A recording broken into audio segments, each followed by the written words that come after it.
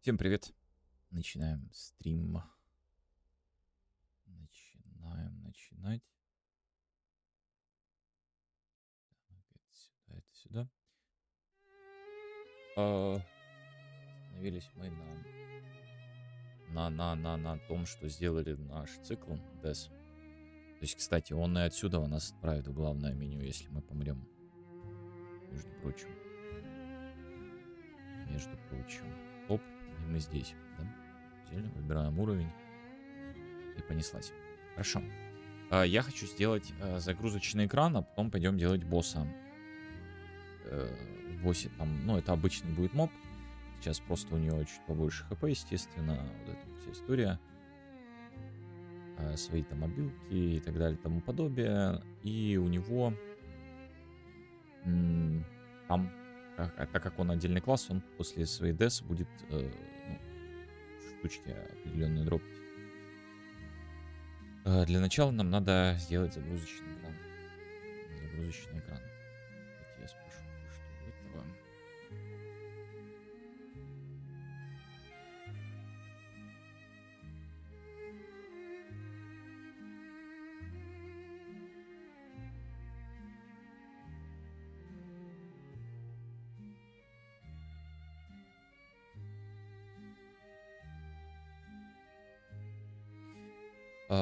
Как я планирую, то есть у нас будет, допустим, в контроллере создаваться на Begin Play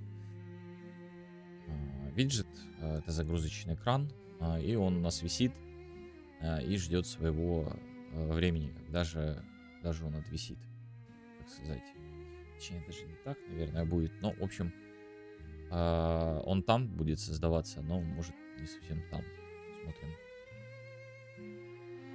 Может и там. Да, там. Там создается, а вот снимать его будет кто-то другой. Или этот же и будет его снимать. В общем, и через интерфейс он берет всех акторов с этим интерфейсом и спрашивает, загрузились ли они. То есть у них у всех тоже на Begin Play там срабатывает история. Потом загрузились они или нет. 0,5 секунд дополнительно сверху дали, и все. Еще раз логика какая. Он берет таймер, каждые полсекунды он спрашивает, есть ли у нас... берет всех акторов с этим интерфейсом и спрашивает у них через этот интерфейс их булевую. Там загрузилось оно или не загрузилось. А сами акторы эти уже у себя там, если они загрузились, они эту булевую просто ставят true. Если нет, то она false становится. И в итоге, как только он пройдется по всем этим ребятам, у всех будет true, он берет, снимает эту штуку и ставит у себя, что он загрузился. И у нас начинается цикл наш игровой. Так.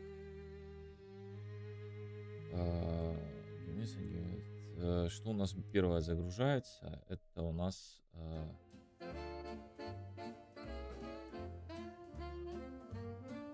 Player контроллер.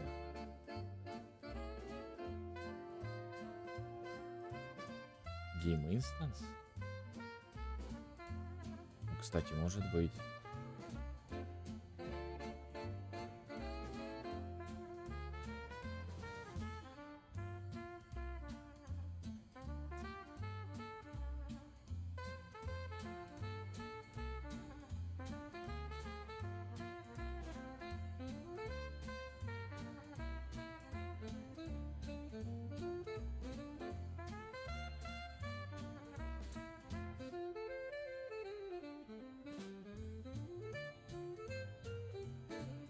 Подожди, ну, тут что-то интересное мне тут рассказывает.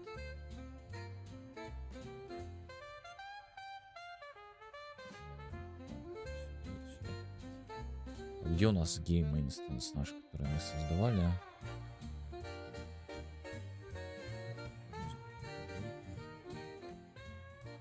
Потише ее. Game Instance.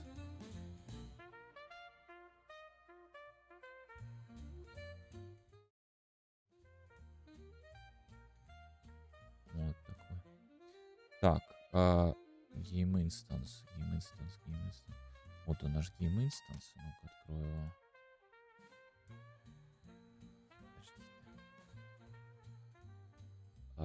Загрузочный, говоришь, да? Но он же у каждого свой существует. Вот он старт. И он самое интересное, что здесь подписывается на это. Ну, давай посмотрим, сейчас потестируем. Virtual Void init.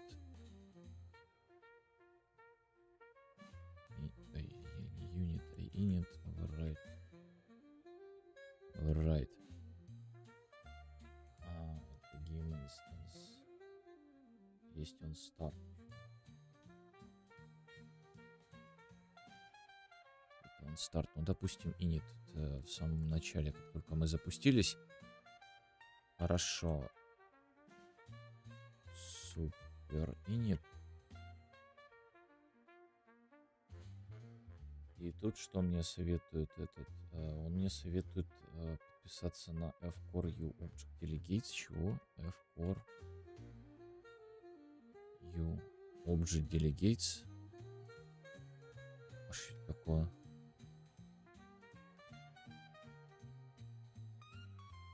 Payload map. Опа. Что-то новое узнаем. Add u object.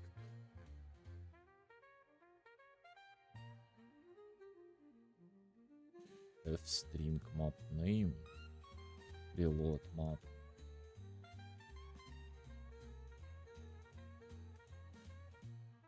Он post load map. Подожди, а что это так можно было, что ли? Серьезно, такая штука есть. Вот это мы нового узнали тут, конечно. Так, нам надо создать, значит, void он payload map. И он там в себя принимает const f-string. Молодец. Const string по ссылке map name. Map name. И еще нам надо создать void on post load map u world loaded map. Вот такие вот два метода у нас имеются. Давайте закроем. Создадим интерфейс. Подожди. Может, он нам не понадобится. Вот тут создавать. Говорить. Ты понял, да? Интересно.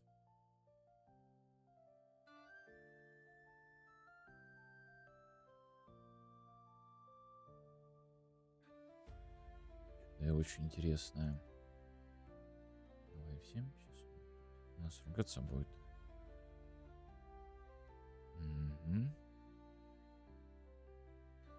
Так, ладно, не хочет он нам помогать. Значит, мы сами себе поможем.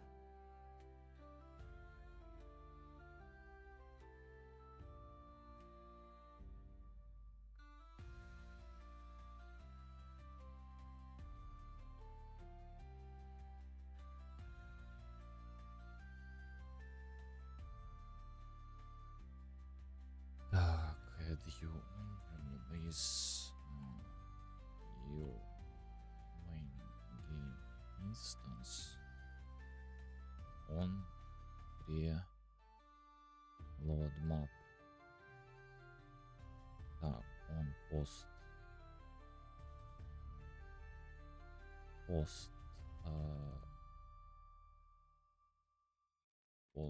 load map with world. Map with world. Ну да. fcore u object delegates. Интересно, а что там еще такого есть вкусного? Struct.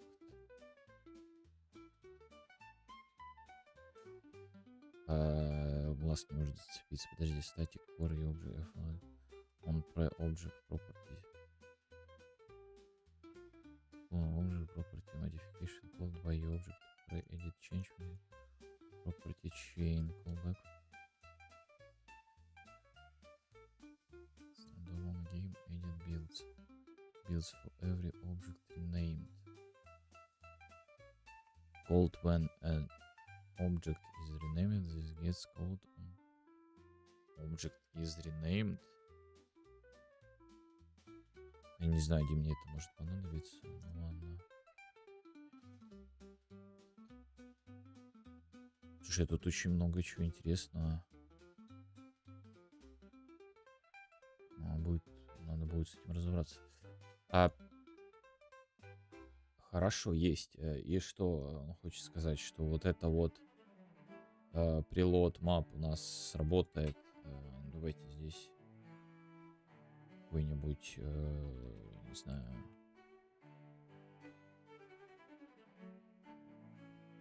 ГГВП, вот, да, равен ГГВП. Допустим, вот так сделаем, и это все скопируем. Ставим брейкпоинт. Привет. С днем Привет. воздушных палочек. Спасибо. Взаимно. ГГВП. Ну ладно, так пусть будет. Хорошо. И что хочет сказать? Тут есть, правда, интересность.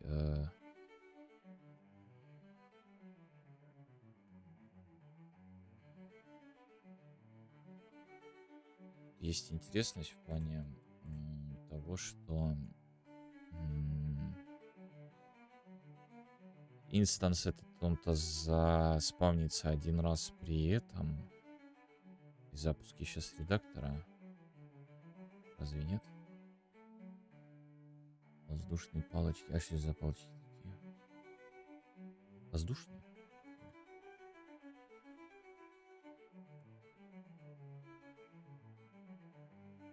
Так, ну вот мы создались. Есть. Нажимаем play. И у нас ничего не срабатывает. Наверное, у нас ничего не срабатывает. Знаете почему? Потому что кто-то сюда game instance. Не, BP main game instance, да, все есть.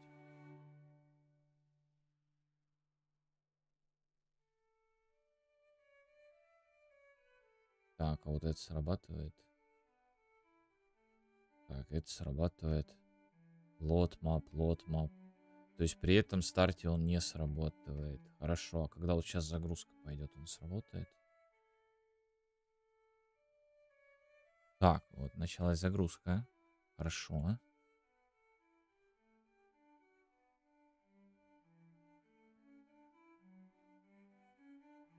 Понимаешь ли? Это интересно.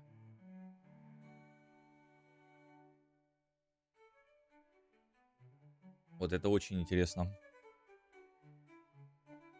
То есть мы нажимаем play, у нас срабатывает эта часть. Нажимаем дальше, через 64 миллисекунды у нас срабатывает этот. Вот этот постлот, нужно только спросить его, как он срабатывает.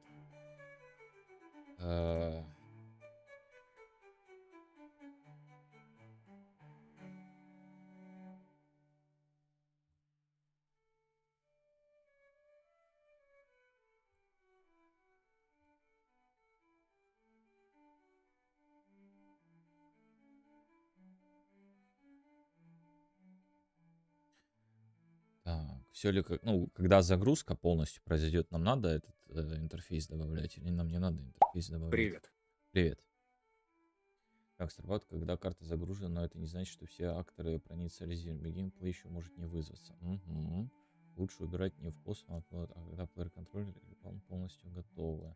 Ну, то есть, все то, о чем я говорил, просто-напросто нужно будет сделать здесь, в этом. Погнали, значит, сейчас создадим tools CPP класс.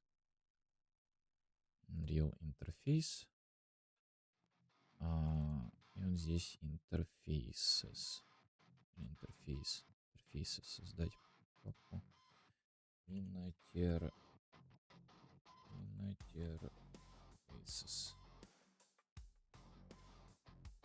Interfaces.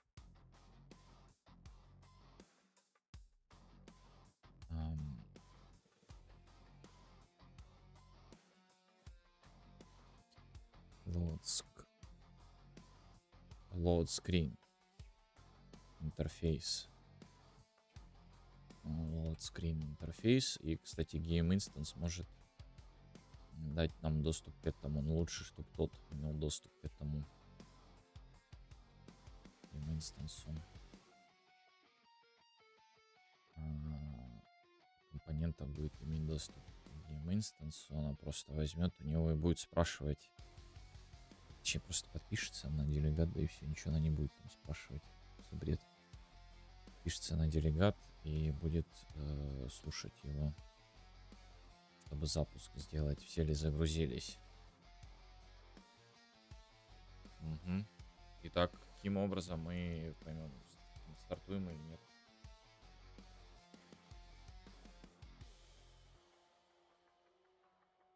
И, кстати говоря, мы тогда у всех его можем снять.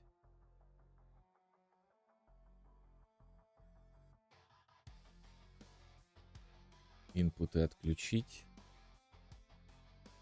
Включить инпуты нужно будет сразу. Потом им их включить. Хорошо. И load screen. Да, и load screen.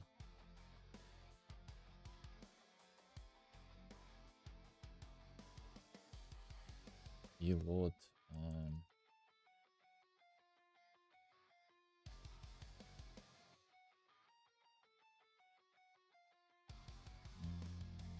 Надо название спросить.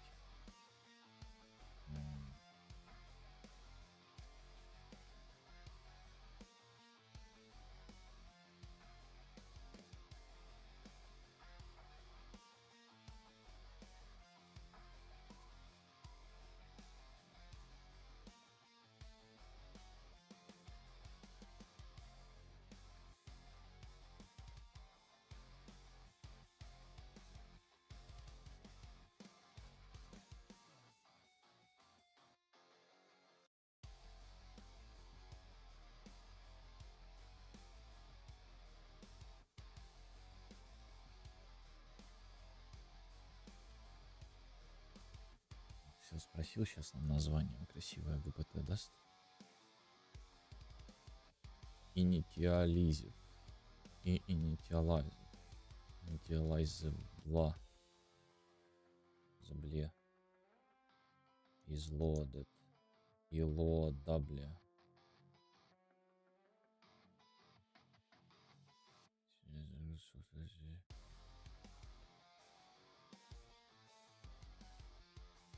И ready is ready. И initializable. Initializable.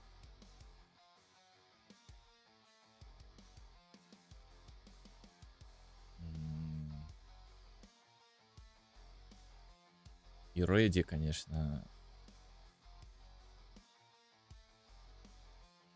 И ready. Мне нравится. Он такой прикольный получается. Ready. Ready. Ready. Interfaces ready и ready, а этот из ready будет. Ready.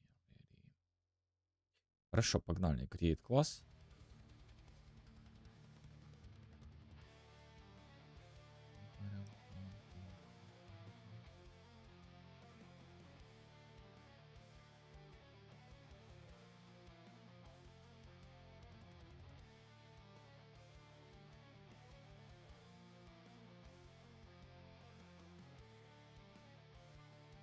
Create класс.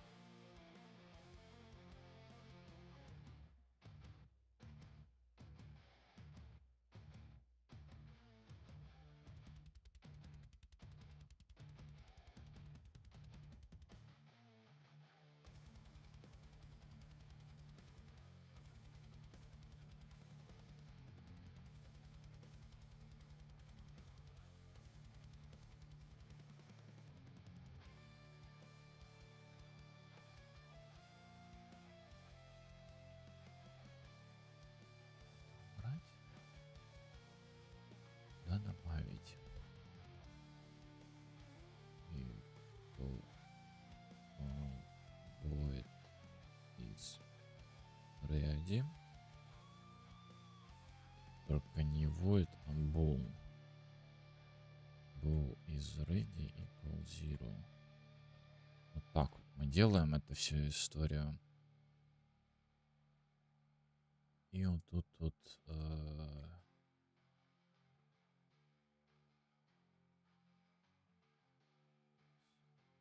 полетел красавчик. Дальше мы его реализуем в контроллере. В плавне мы его реализуем. В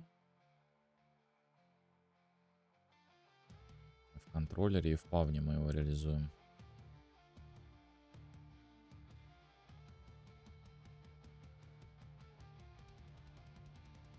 Его в контроллере и в плавне реализуем. Да.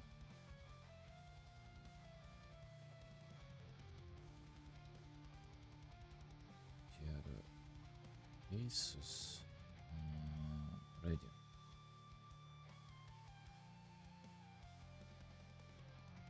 Ой, по-моему, не, подожди. Ready. Так. Мы делаем здесь virtual void is ready. Только не void, а bool. Тут true. Приветствую. Ну, здорово. Че жестко кадишь? О, Утречка. здорово. Утречка. Здорово, утречка. А чё, кодишь? Игру кодишь. Не поверишь? Игру. Как-то тебя очень тихо слышно. В смысле? Ну сделай погромче. Или тихо. А с чего это тихо стало? Тихо не могло стать просто так.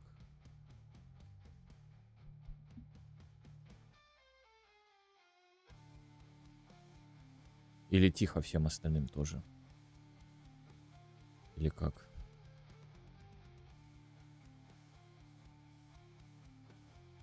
Так, ладно.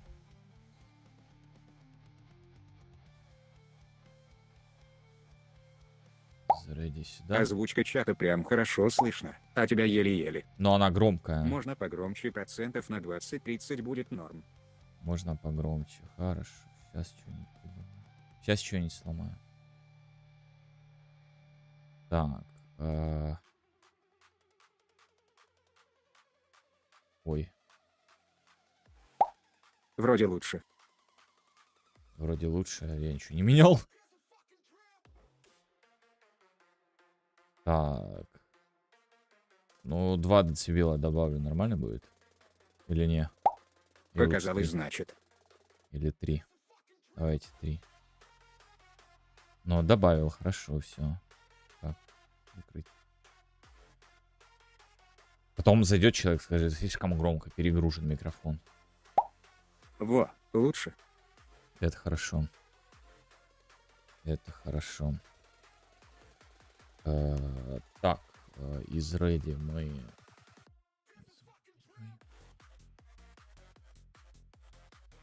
Сюда добавим его, наверное. Пойду чай делать. Давай, давай. Как сделаешь... Вообще. Так, из ready. Засандаливаем сюда uint 8. Be ready. Be ready. Да, наверное, занят буду. Так что вернусь, может быть, позже. Окей, окей. Привет. Что за игру делаешь? Привет. Хорошего стрима. Vampire Survival Diabloid. Спасибо. Тебе хорошего чая.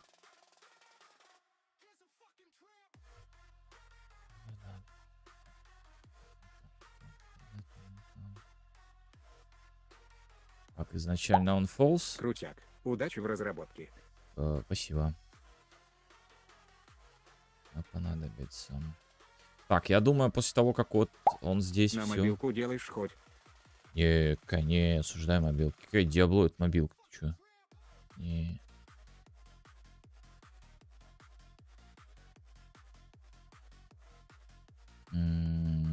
Так, мувы, все вот это здорово. Так, это он возвращает вот это be ready. Я думаю, здесь мы be ready сделаем equal true. То есть все, он его загрузил, то есть прошли вот эти вот все истории, он подключил, к персонажу подключился, все сделал, это все прогрузил, input моды и все прочее. Единственное, что я бы хотел вот этот disable input сделать. Vampire Вот тут. Survival на мобилках и Diablo Immortal говорят о том, что там такие игры себя чувствуют очень офигенно. Ну да, наверное, но, блин, я мобилки не хочу потом. Вот будет спонсор, вот пусть вот он и проспонсирует, так сказать, на мобилке. А я распыляться туда не хочу. Так. Здорово, точка, как успехи? Здорово. Тоже Диаблоид делаю. Только не вампир-лайк, а больше классический рогалик. Здорово, как успехи? Да, вроде нормально, помаленьку, потихоньку. Я тоже Диаблоид делаю, только не вампира, а больше классический рогалик. Круто. На Unreal, я так понимаю. Я сейчас какой-нибудь Годот. Не Годот, а этот, Roblox. Так. Да на принтах. На принтах. Принты, это хорошо. Так, disable input. У нас же есть enable, да? Enable, да, есть. Хорошо. Он пока disable, все, он отключен. Инпуты отключены.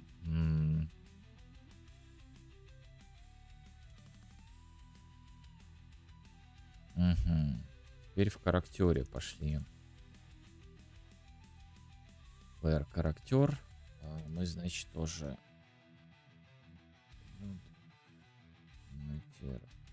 pieces ready.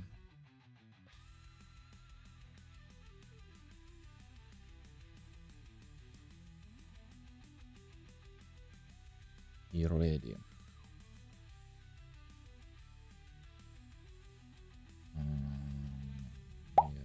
А че случилось с зомби-выживачем? Ну, у меня там был перерыв. Я вне стрима его делал. И что-то я заметил, что я больше трачу времени на тестирование всего. То есть я написал какую-нибудь, условно, 1-2 строчки кода и понеслась. Ты тестируешь, как это в соло работает, потом ты тестируешь, как это работает, когда клиент — это сервер, а потом, когда удаленный сервер, и вот это вот ты все настраиваешь. Ты, короче, в основном тестированием занимаешься вот этим всем. И я понимаю, что этого дальше будет становиться больше, и мне что-то как-то интерес все просто, все упало. И я решил что-то попроще, плюс GES изучить.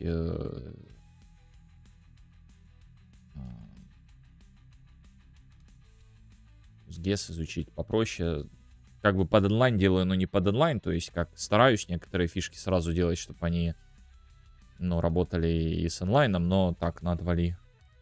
То есть первоочередно это в соло сделать, там дальше посмотрим. Если будет окей, то за счет того, что так пополам делал, будет легко добавить онлайновую составляющую. В общем, зомби, он слишком большой, там открытый мир, там много механик, много взаимодействий, серверный. Короче, соляного это надолго, и вот если бы соло, так сказать, делал бы режим. Ну, а соло это неинтересно. Соло надо сюжет, а сюжет мне неинтересно делать. Как-то так лучше, да. Вообще я хотел геттеры эти всегда выше делать, ну ладно.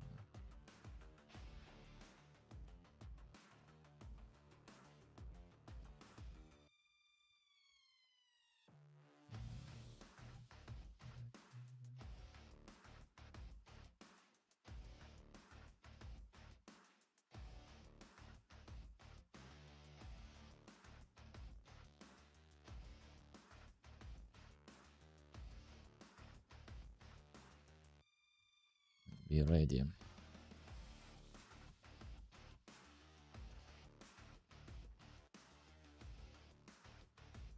Есть. Потом у нас есть инициализация. Он тут раздает абилити всякие, запускает init character. Но это пока тестовая эта история, дальше он так раздает абилити. Ну, естественно, не так будет раздавать init character. On player start broadcast. От этого, кстати, можно будет отказаться.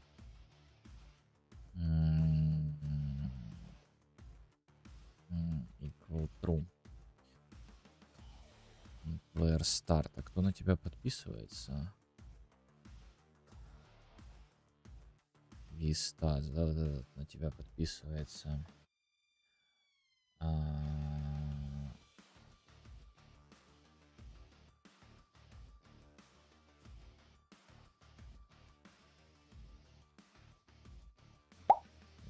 Мне кажется, когда любой проект разрастается, всегда дофига тестировать надо, и колва багов тоже жестко вырастает с колвом системы взаимодействия систем. Не, там не, это понятно. Меня тестирование само задрочило, что ты тестируешь одно и то же, но тебе надо в 3 разных режимах это делать.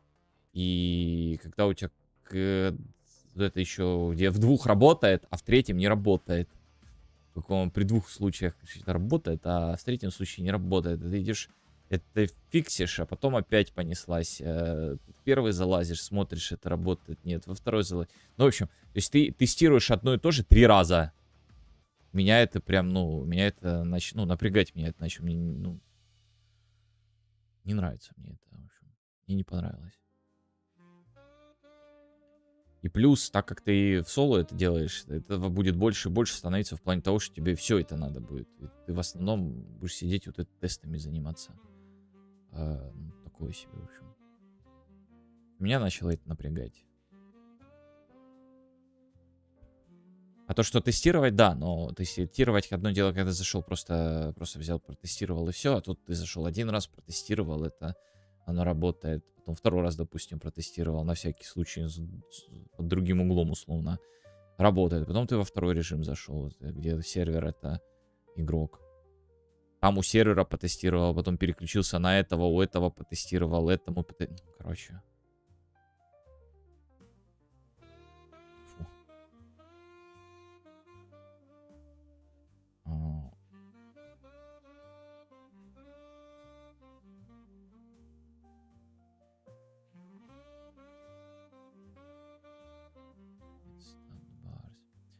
Знаете, что мы можем сделать?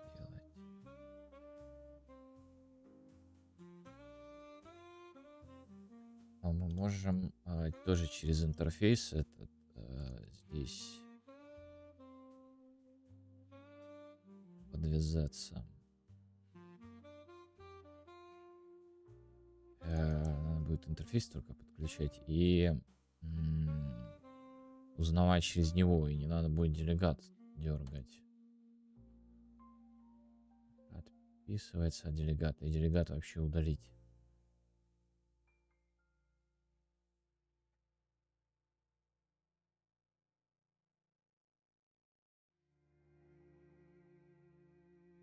Но, правда, он тогда, там надо будет что-то из разряда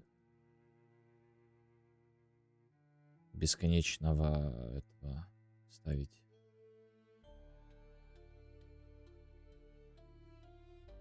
Цикла такого.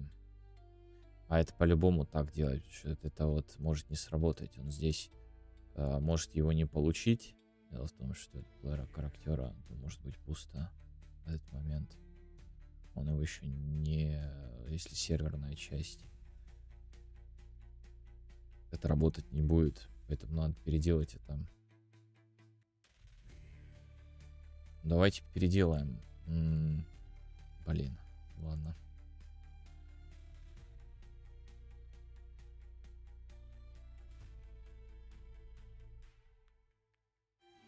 Интерфейс и ready. Init stats bar. А как мы это сделаем?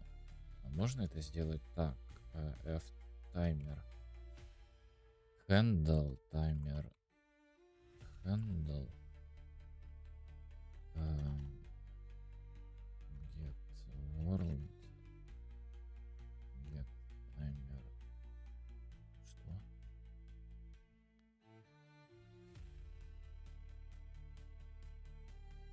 Timer manager set.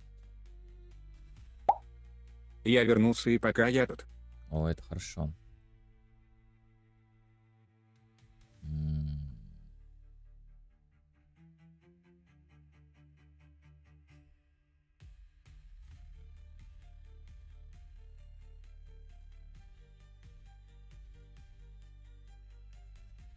Ну, какие-нибудь такие цифры true. И вот тут самое интересное начинается. Мы можем передать this, и мы можем передать таймер handle.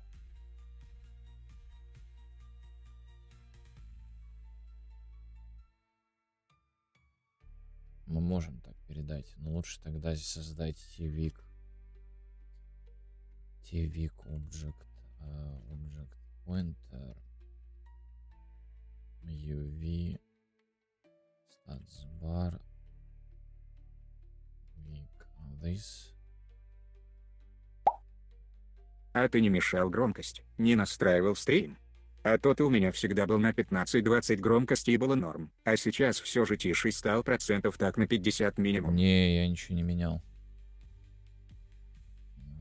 This. Смотрите, почему мы именно таймер handle сюда передаем. Передаем мы его по одной причине, потому что нам надо его очистить потом. То есть мы спрашиваем. Мы это так спрашиваем, интересно.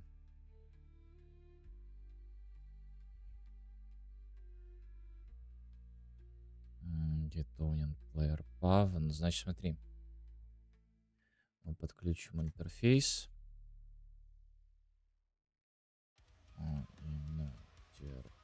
Interfaces. Ready.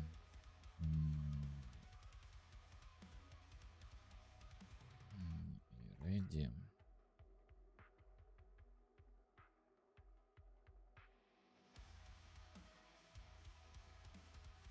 Интерфейс equal get owning player path.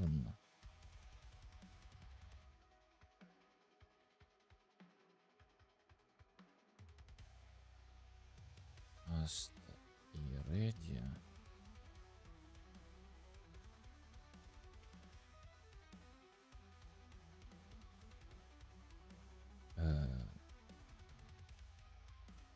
Ну, собственно говоря, проблема.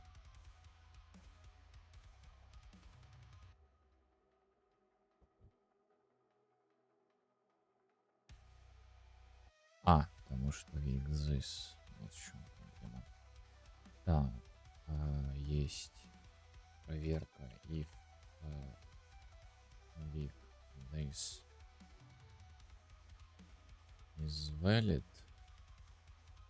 Это наоборот. Return. На самом деле, блин, не return.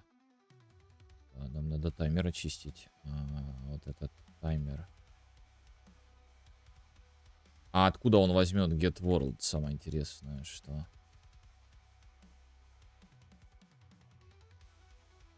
Return получится. А как иначе?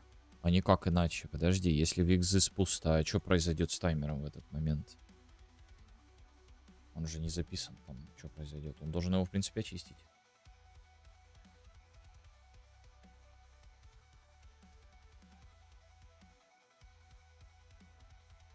А ну-ка, надо спросить у ГПТ, что произойдет в этот момент. Так вот сделаем.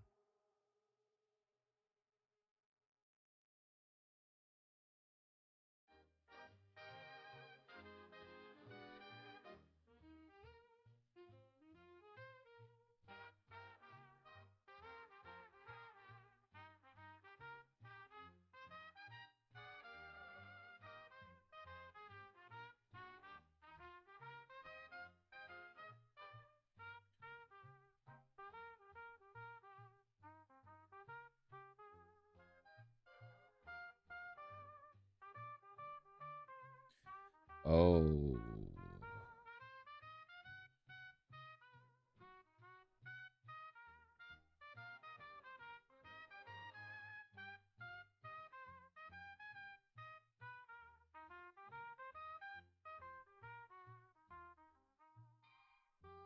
Оу. Вот оно чё, Михалыч.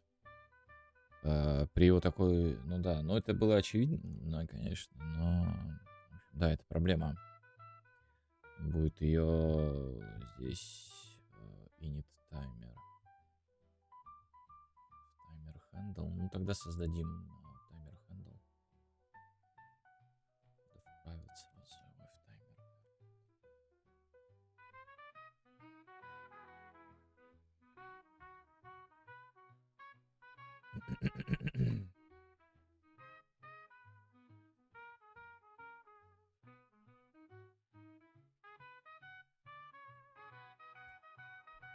Init таймер handle.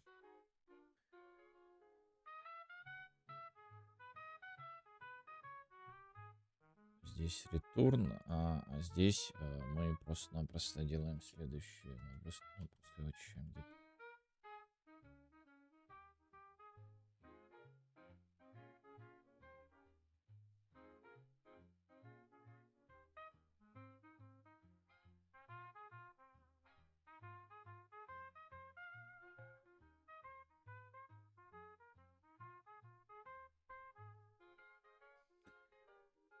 Таймер. Так, вот это нам уже не надо. Подожди, а почему я на Native Destruct опять подписываюсь на него? Это Object.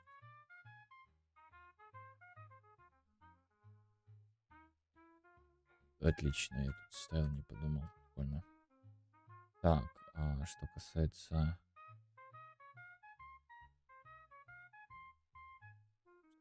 чего? Здесь то же самое, удалить. Если return, здесь он получил, и из этого он достает if вот это вот и вот это вот is ready, значит следующее происходит. Он вызывает из weak this, он вызывает init start bar, вызывает и останавливает этот таймер. With this get world get timer manager clear timer. Нет, таймер handle сюда.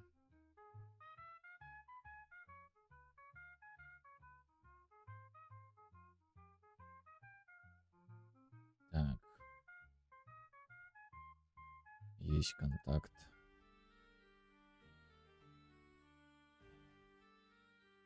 Оки-доки.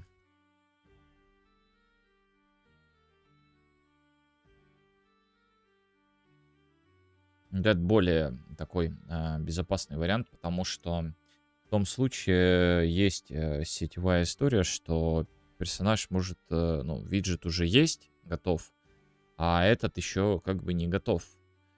И он просто-напросто не получит, делегат неоткуда будет доставать, и все.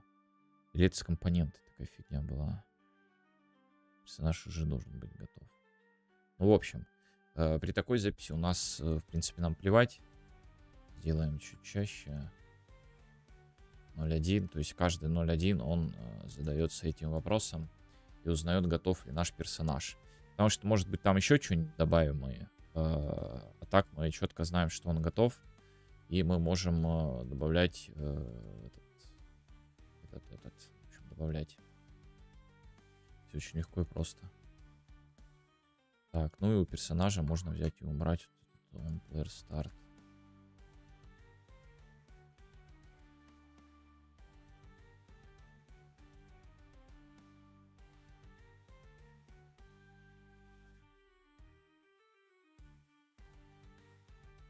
Всем давай.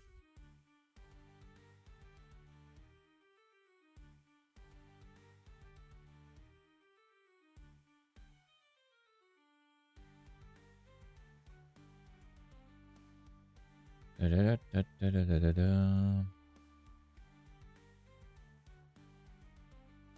Так, ну все работает. Хорошо, возвращаемся в наш самый. Чем мы тут? Элемент interface ready.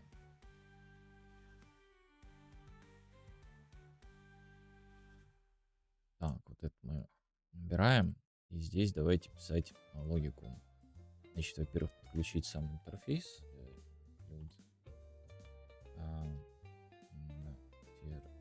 Interfaces ready.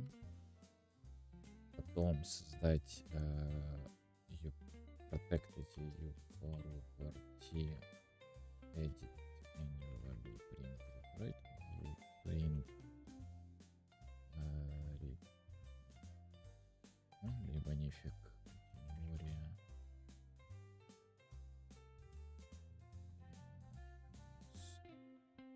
instance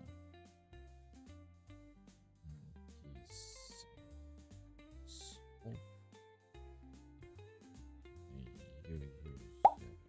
Привет, ты что, решил все-таки на газ перейти? Вижу по названиям Привет. атрибутов, или я ошибся? Да. Перейти на газ. Где атрибуты на название? Название не подсматривай. Так, перейти. Да. Так, вот скрин. Вот скрин класс. Вот скрин класс. Хорошо. Список классов. Потом нам надо его и записать еще дополнительно.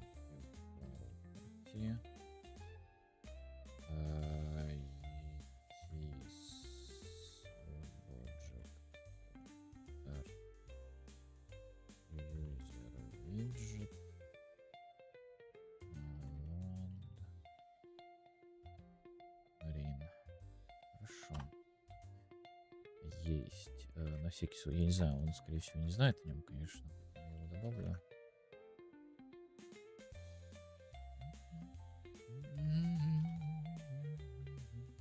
Единственное, что я не помню, где он там находится.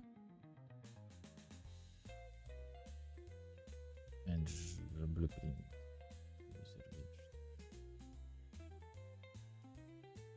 Сюда вот ему.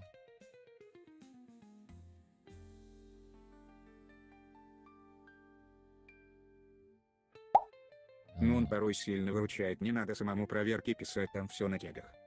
Ну да. Ну, стандартизация.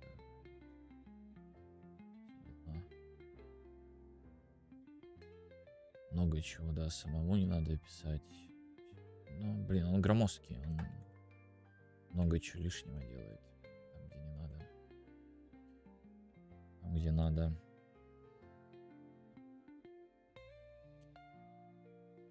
Так, мы его добавили.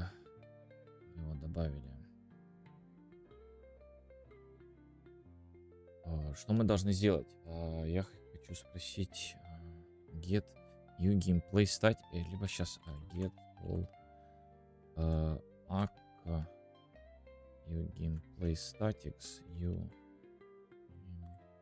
gameplay statics, только я не помню.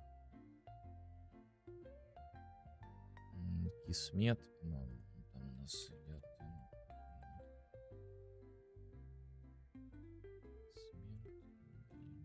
Statics, да.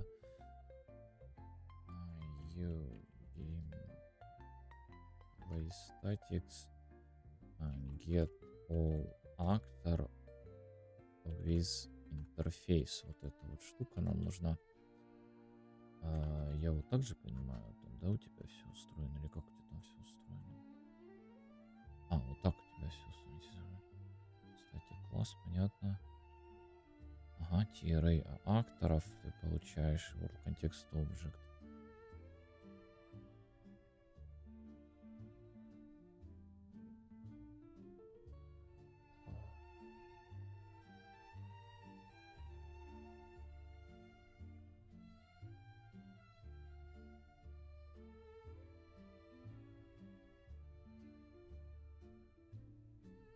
через U-Ready, что ли? Static класс.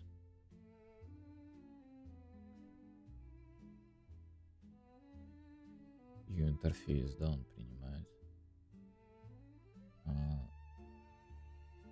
T-Array актора создать. T-Array актор. Только это надо делать на постload T-Array актор и в методе, который будет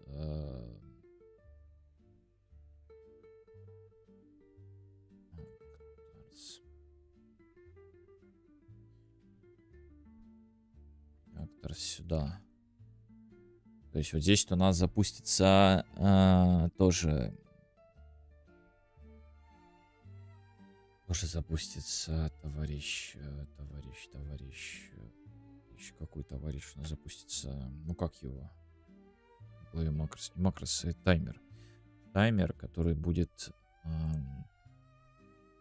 обрабатывать каждые полсекунды и спрашивать всех вот этих акторов, что там загрузилось или не загрузилось. Если хотя бы один ловит этот, то он делает return метода, значит. Вот. Check loaded actors. Check loaded actors. Это он проверяет. Это не совсем так. Это проверка, но это то, что он будет. Да, он дальше должен запускать. Check loaded actors. Check loaded. Нет, давай это спросим.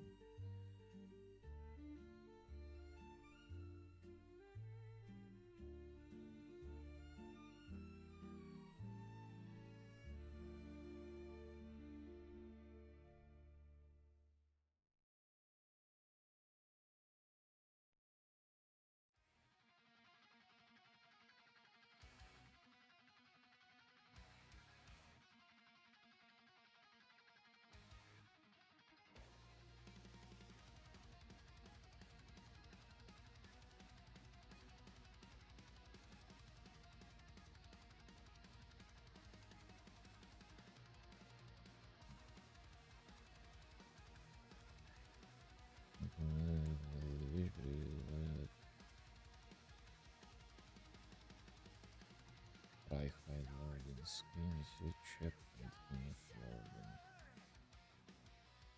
Try finish loading.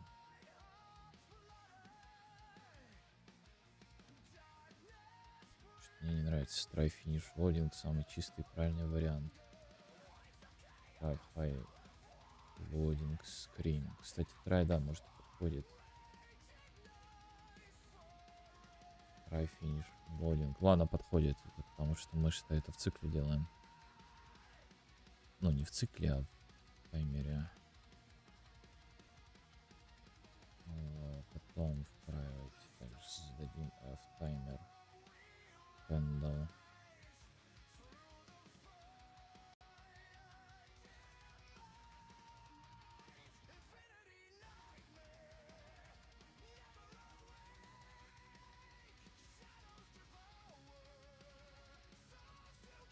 Так.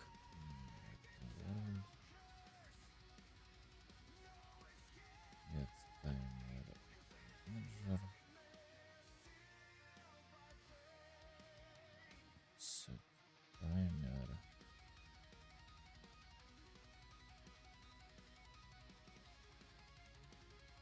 This your main instance. Try finish loading.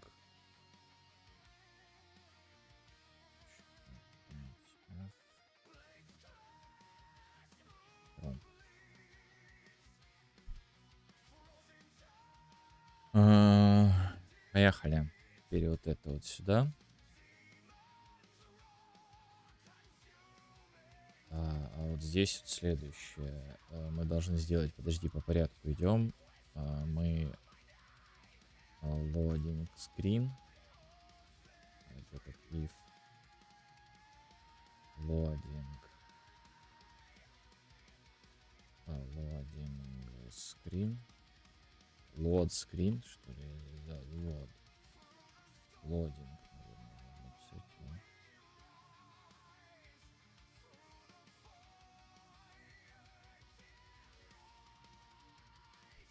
Loading screen. Так, loading. Loading screen equal create widget. Вот тут вот начинается user widget, потому что он-то его должен создать, этот виджет, но есть проблема в том, что он же не может this передать туда. Или он может this передать туда. А что он хочет? Owner type. То есть себя этого, да?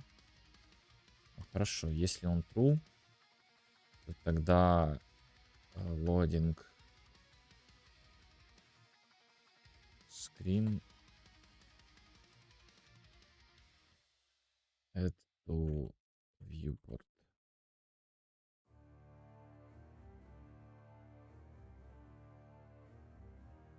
99 сделаем его. Все.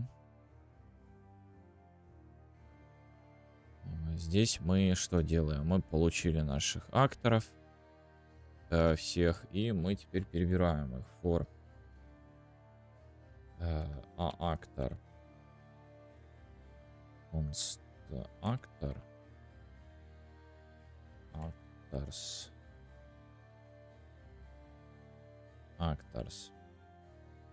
Мы должны взять вот этот и ready и привести его туда. И ready in native base equal cast и. Кстати, было бы проще, конечно, с тагами просто-напросто играться, да и все. Таги подавать.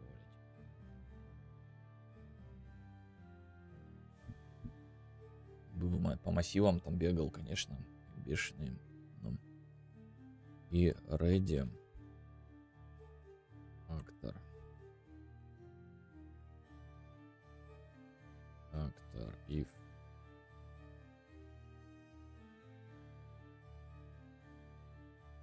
if вот это вот, то есть если он равен, если все получил, значит он спрашивает if ready interface is ready, то есть true, то он идет дальше, то есть все хорошо, А вот если наоборот, то здесь происходит return. Произойдет return. А если нигде не произошло return, значит все загрузилось. И что нам надо сделать? Правильно. Нам надо сделать две вещи. Первое — это убрать вот этого товарища. Remove from parent.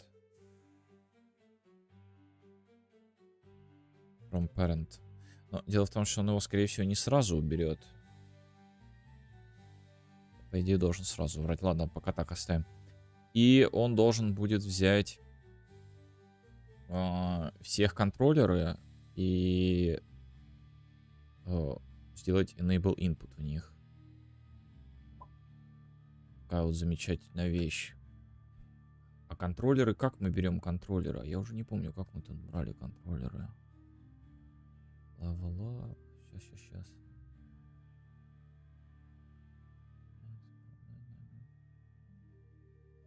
Там через World есть... давай попробуем вспомнить. Через Get World. Get Controller. Controller Iterator. Нет? А по-моему, да. Return an iterator for the controller list. или не итрейтор. Блин, не помню, надо смотреть по методам. Где-то тут я это все делал.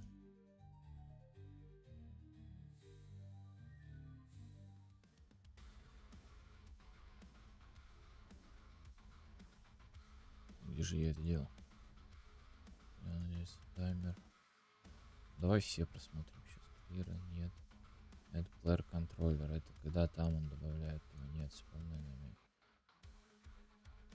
Менеджер, не то, не то.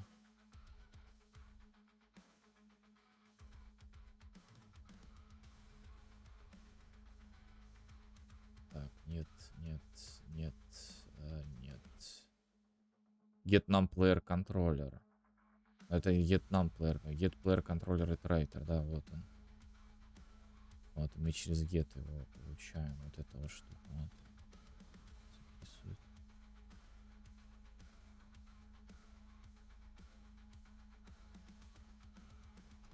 Так, а ты знаешь, что такое контроллер? Смотри, знаешь, что такое контроллер?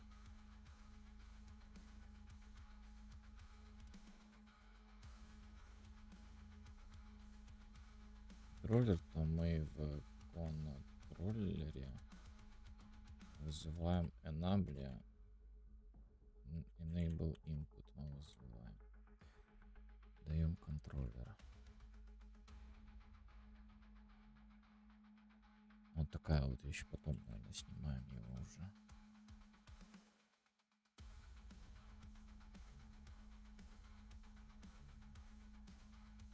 А, ну и таймер надо отключить, точно.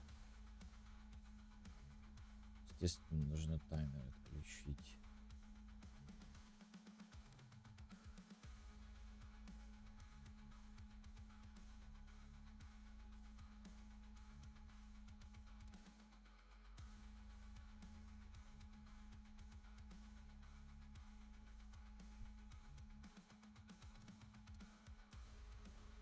Просто нам сейчас его несколько раз получать, а он его там получает world context, world, ну, сразу через этот, ну, довольно просто, но все равно.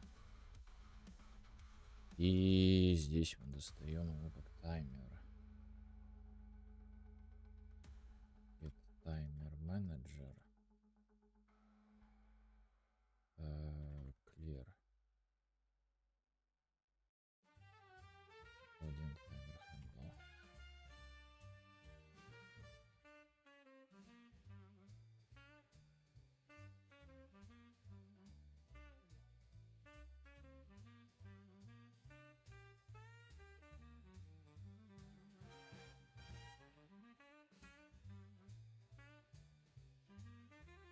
Ну, вот какая-то такая история.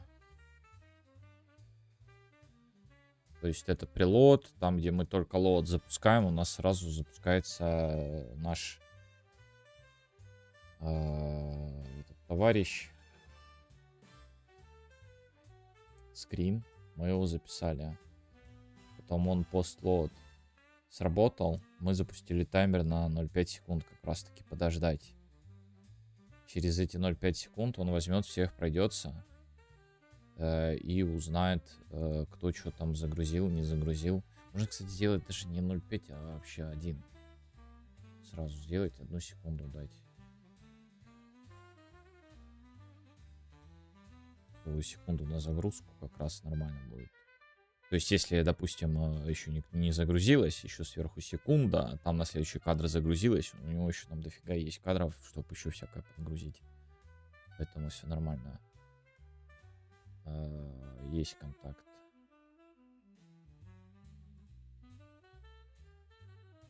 И все.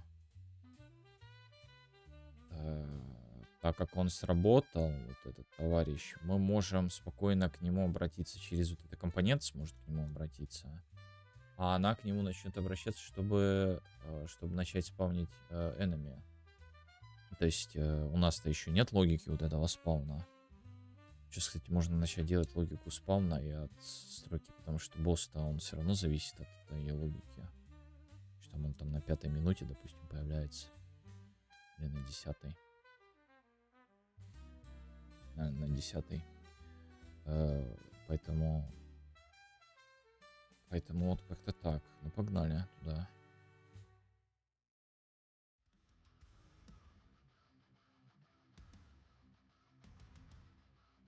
Давай сделаем этот.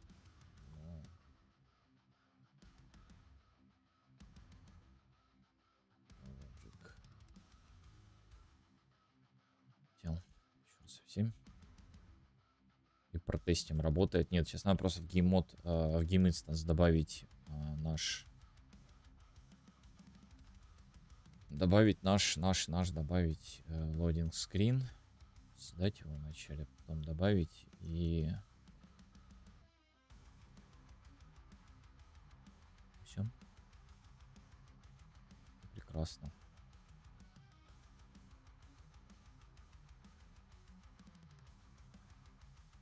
А что это такое? Все зависло, прикольно. Это мы не одобряем в UBP.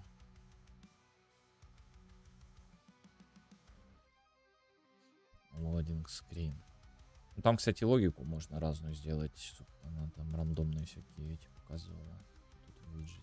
Так, canvas, border.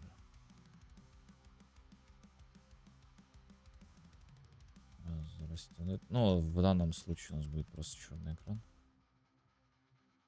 Черный экран. Там есть какая-то...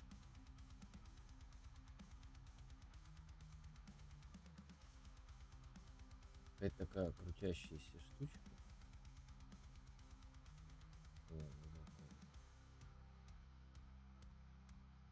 Только не на весь экран, пожалуйста.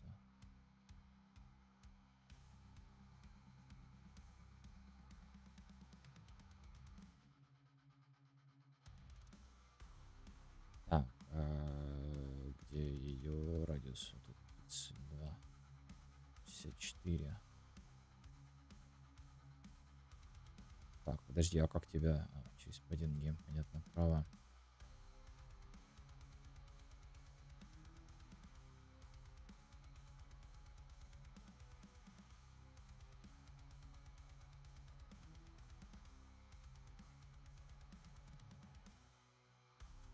Подожди, это наоборот быстрее он фигачит.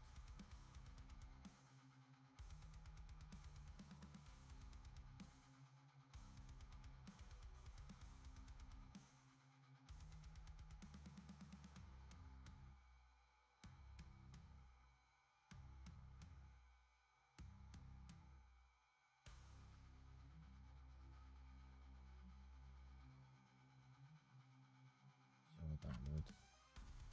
Так, открываем нашего game instance.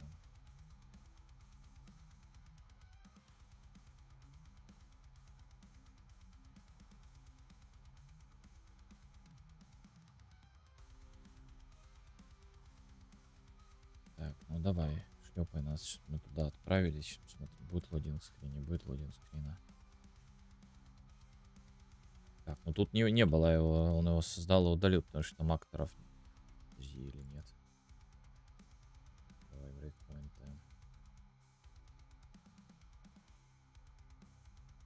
Как это работает вообще? Play. Тест. Так, лодинг скрин F7. А, не, какой F7? F10. Так, все, он его создал. Так.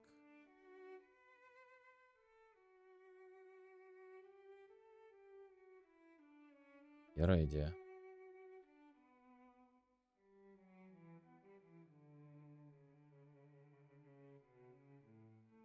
Clear таймер, все. Все отработало отлично, замечательно.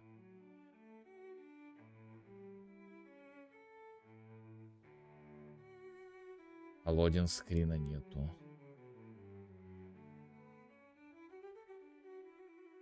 Это что, он его добавил, вообще ничего не поменял. Ну, то есть его нету.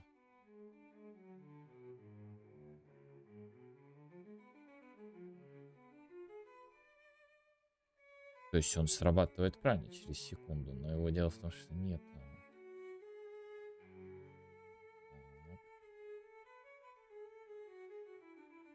Давай спросим у этого.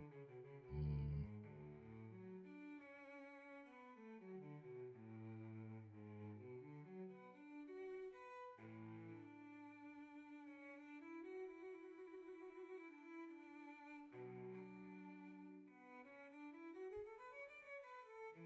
Сонет.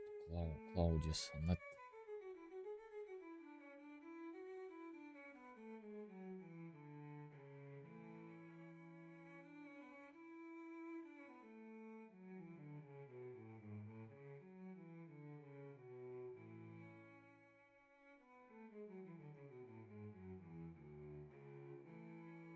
Ну вот, то, о чем я и говорил.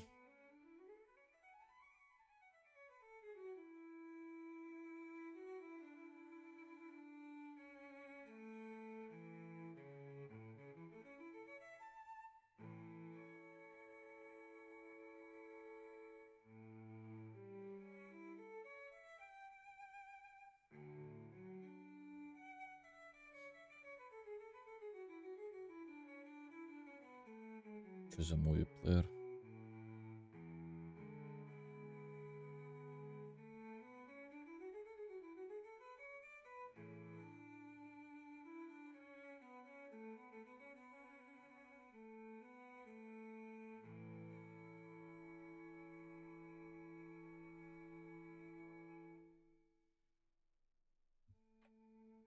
Что за муви-плеер? Еще что-то новое сейчас узнаем. Что за муви-плеер инклюд?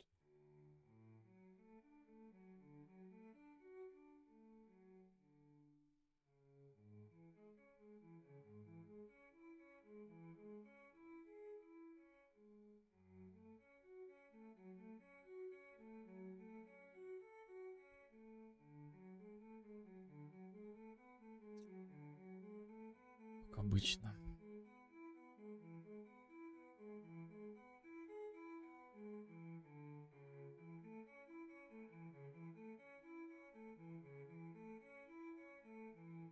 Удобно взял, придумал.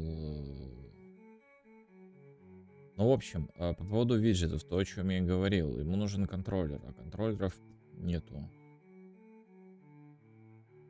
То есть, что смысл от вот этого всего, если его как бы нету? Смысл только один, это и здесь добавлять его сразу. То есть через вот этот вот итератор обращаться к контроллерам, получать их и в качестве создавать виджеты, записывать их, но владельцев этих отослать туда. Непонятно, кто как загрузится.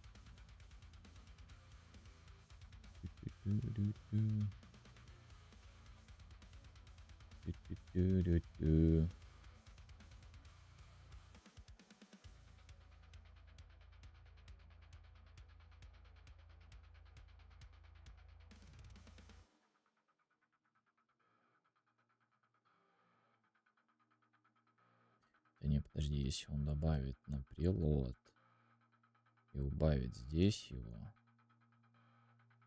Так, а контроллер толку? Контроллер исчез, все.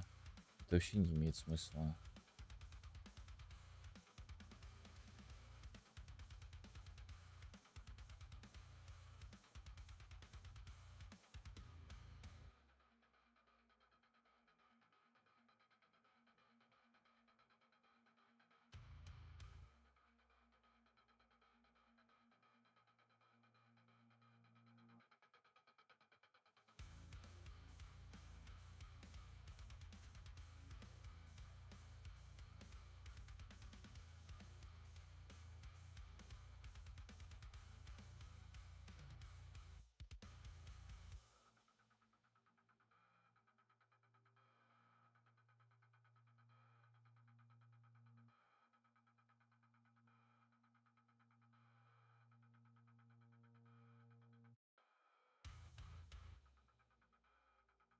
Мувиплеер говорит, надо добавлять через этот билд CS.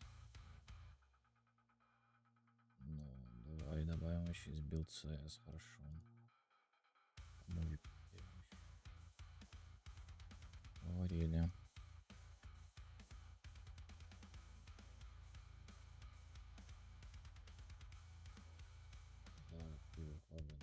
Давайте model names.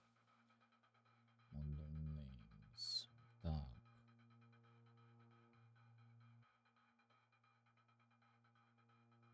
Что здесь у нас? Новый wire. Ну, добавили.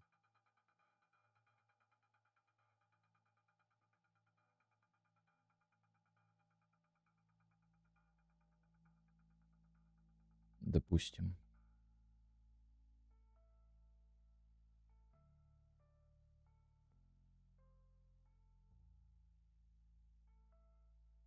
Так, и что и толку?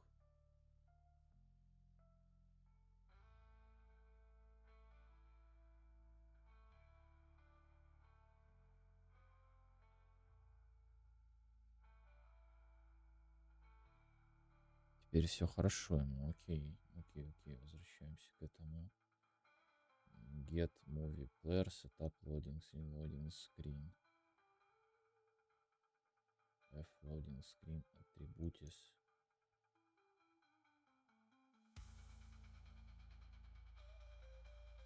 Так, я скопирую, что он советовал.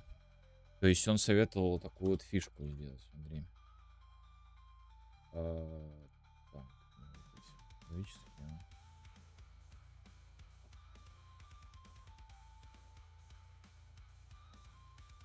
Или что? Высвой loading screen. Visual SView.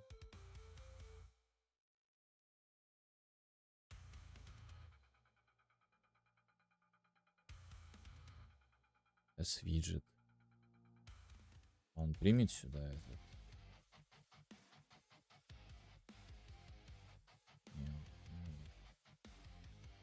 Через S-new. S-new.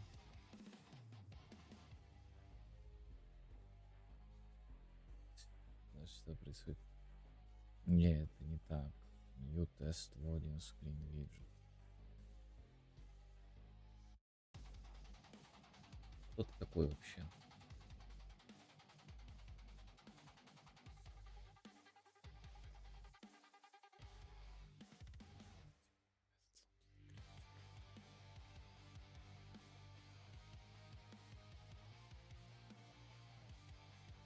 О, убрать как? Ну хорошо, допустим, давай посмотрим, что там происходит.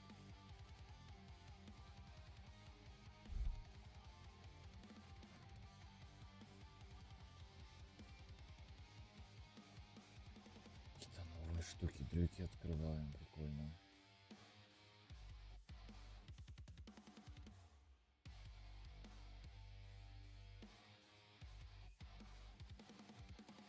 Так, давай вернемся на наш уровень. Главное сюда play. Нет, ничего не изменилось. Это прикольно. Потому что он пустой, скорее всего.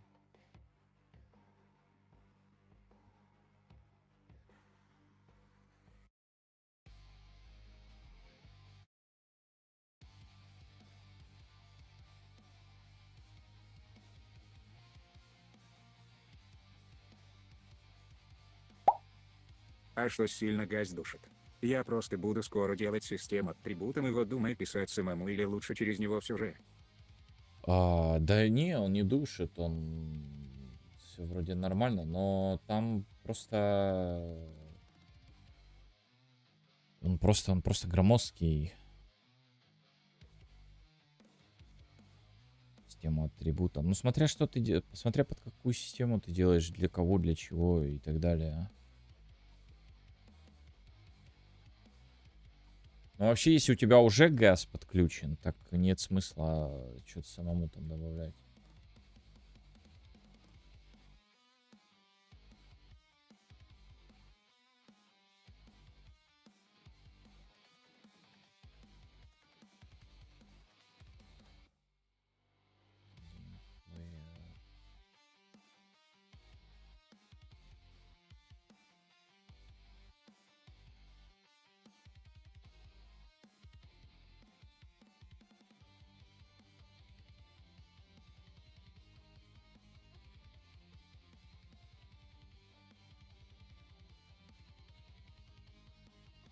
Так, это ладно, это уже не подходит.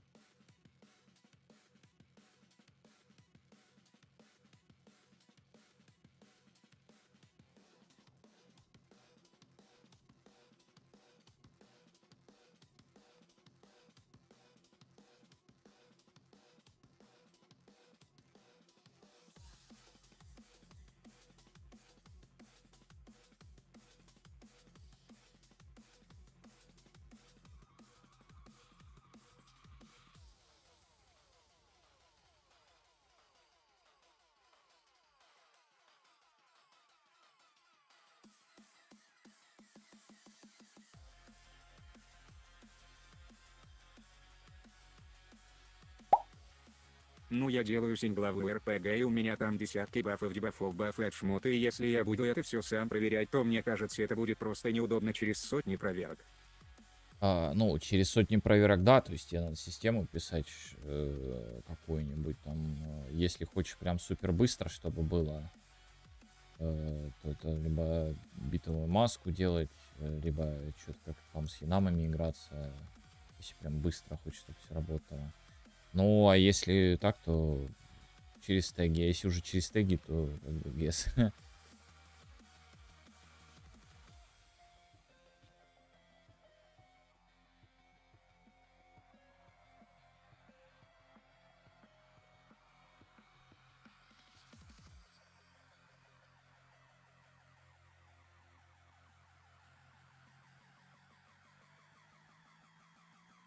Короче, он, да, он говорит вот это сделать. То есть это вот сделать он говорит. Ладно. Ну-ка. ТР.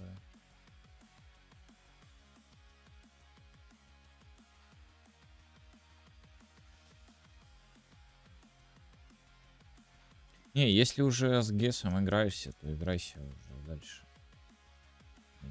Нет смысла. Это, ну, как, если просто интересно поделать что-нибудь там, повыдумывать, то это уже одно дело. Если сделать,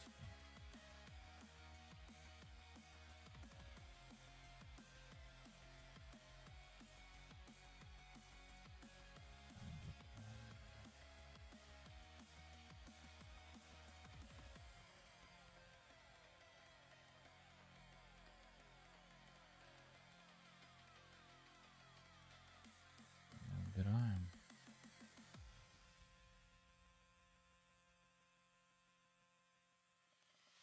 Это мы переносим сюда.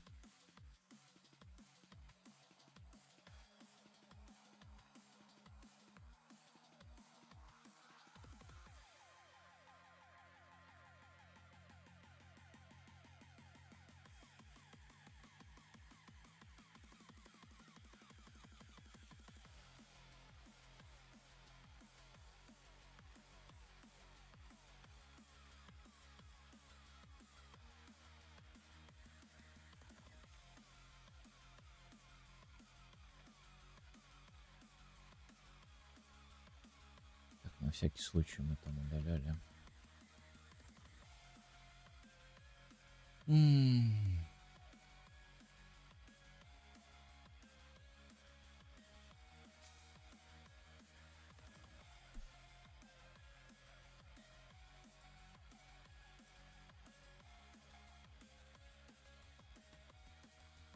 Ну, в принципе, это логично при открытии уровня, потому что у меня-то будет перед этим.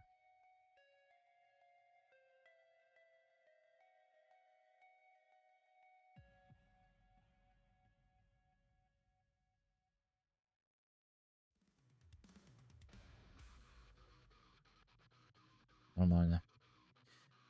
Ну, в общем, это нифига не работает.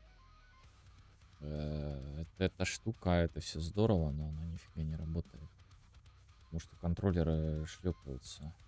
Давай еще раз через локал контроллера мне советую сделать. А не через get local players. Get player controller iterator, не через него, а get local players. Get local player. сделаем.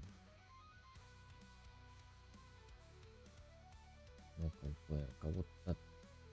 Кто ты вообще? Кто такой local player? Ага.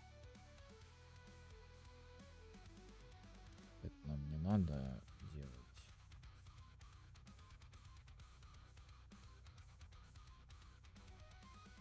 Сразу... О, я ЗИС передавал. Я твою душу любил.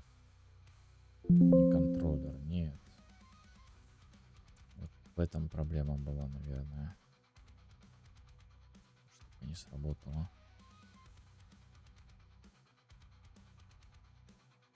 Я молодец. Файлет. Чё файлет? Evening Object, что? User Widget. Он не хочет local player применять, да?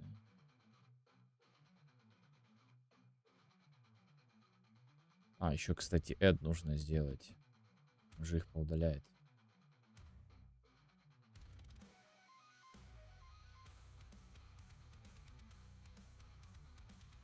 Вот такую вот штуку надо делать. Loading screens. Loading.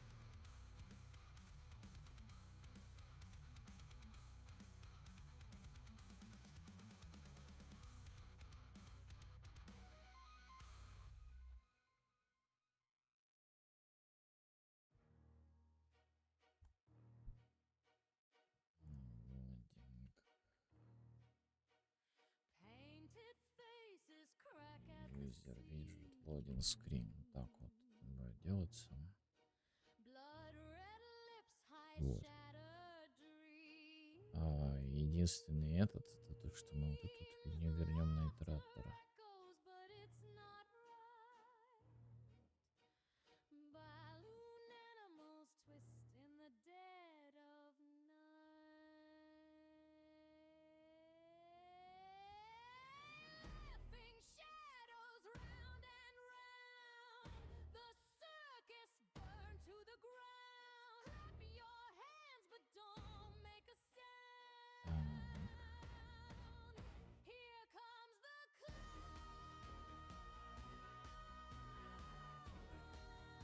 Только это тоже не все еще. Вот здесь у нас проблема.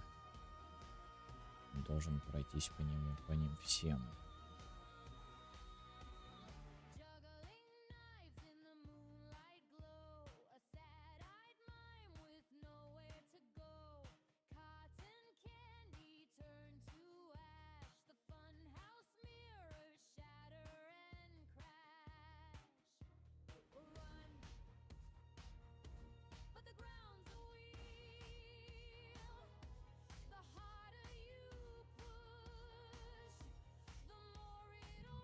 Вот штучка-дрючка.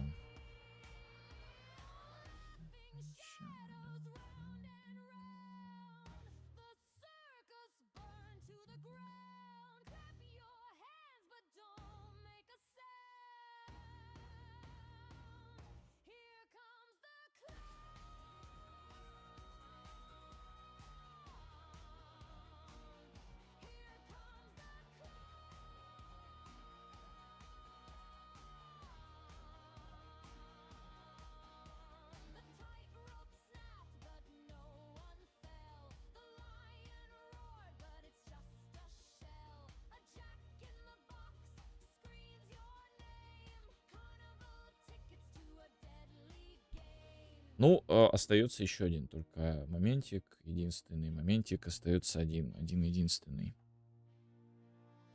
Это напрямую обратиться к этим контроллерам и создать его там. Хотя я сейчас так и делаю.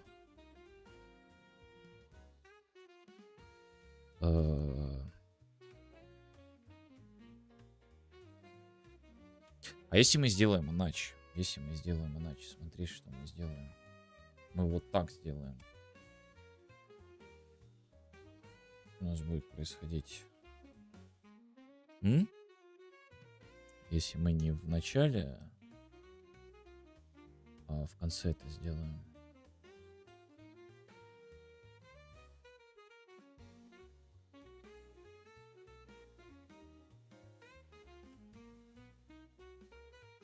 Вот, в конце все сработало.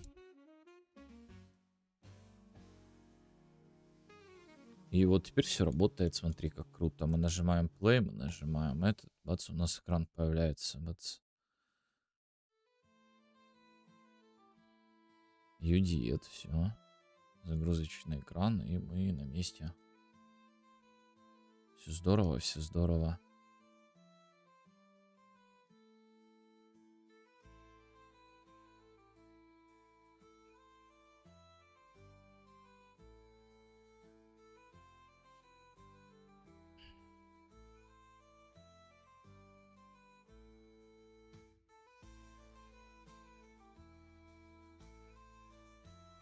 И знаете, что я хочу потом сделать? Вот этот лодинг. Лодинг. Screens.empty. Очистить массив.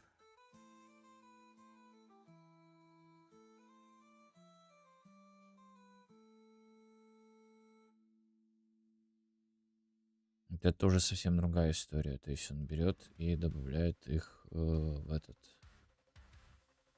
Здесь. А ну, еще раз. Он payload map срабатывает. э,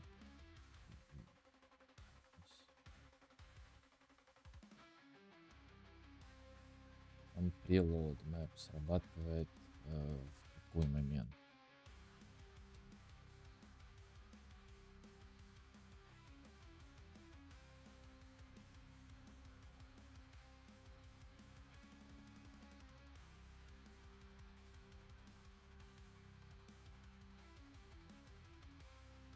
Надо еще поузнавать, у него еще какие там есть приколюшки интересные, на которые можно подвязаться, блин. Это очень круто.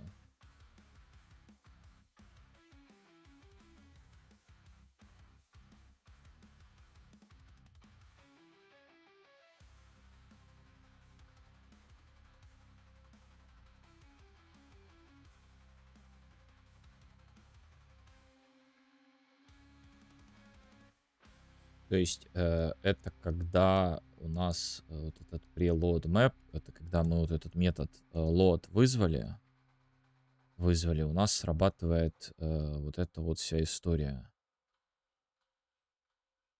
И тут, наверное, все же тоже стоит добавить вот этот load screen, точно такой же. Все дело в том, что create load screen. Давайте метод напишем по-красивому, сделаем. Void create loading screen.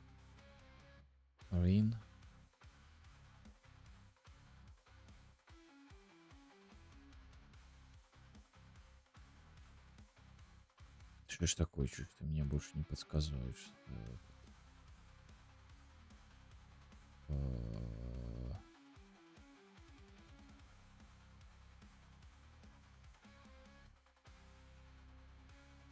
Куда он пошел вообще?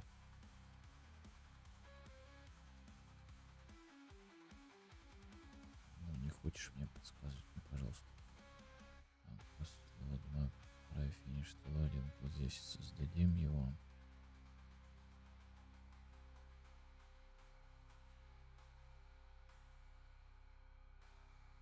Молодец.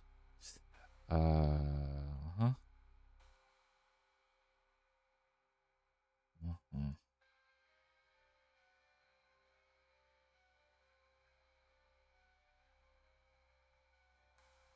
Лодинг скрин. Хорошо. Есть. Ну и здесь он всех их поудаляет и очистит в случае чего.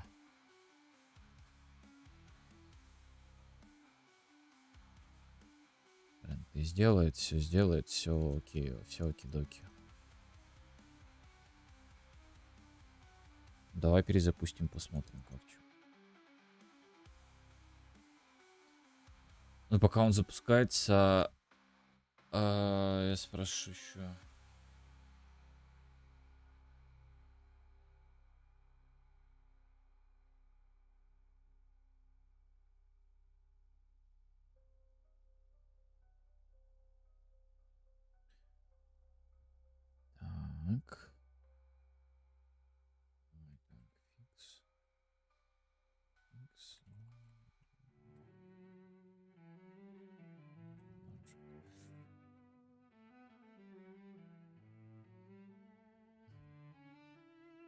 Так, пилот map, post-load map visited, когда уровень начинает выгружаться при begin P.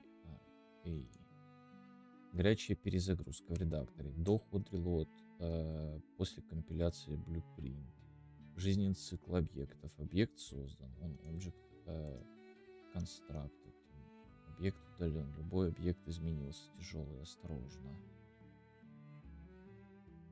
Сохранение пакета. До сохранения, после сохранения пакета.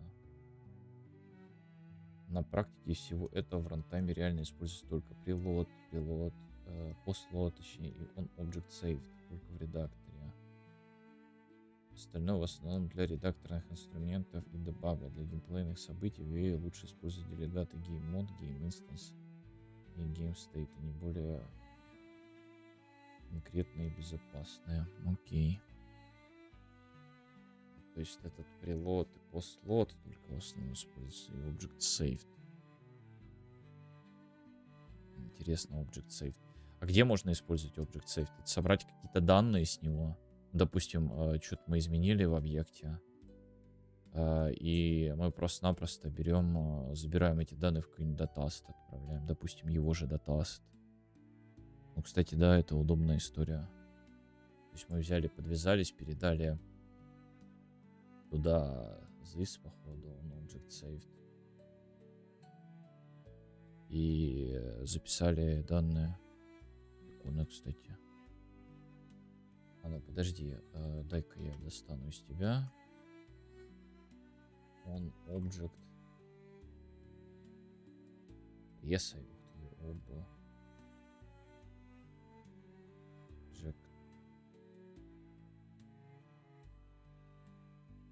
А, нету save, смотри, есть только presave.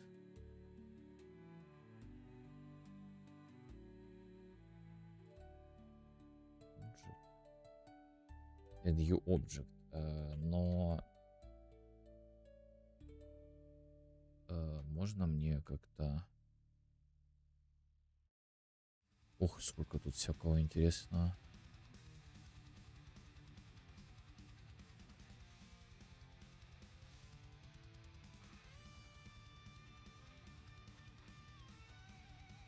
Multicast, declared multicast, это этот. Он ее object себе принимает, как раз таки, с которым он будет работать. Object save context.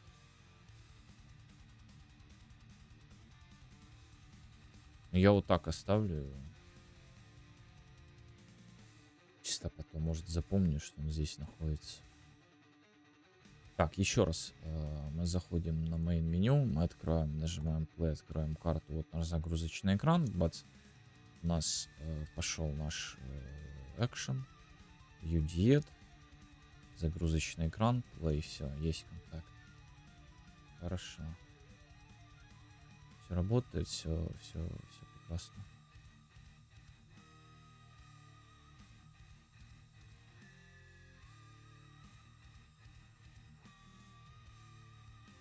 Все работает, все прекрасно. Погнали в этот теперь. Чтобы этот товарищ подписывался на делегат внутренний. То есть в вот этом гейм-инстансе.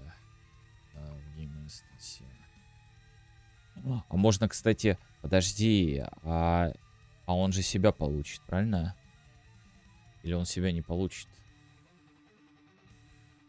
Это, наверное, очень запутывающая история будет, если мы так сделаем. Какова идея у меня возникла? Смотрите, у нас есть этот. Как его?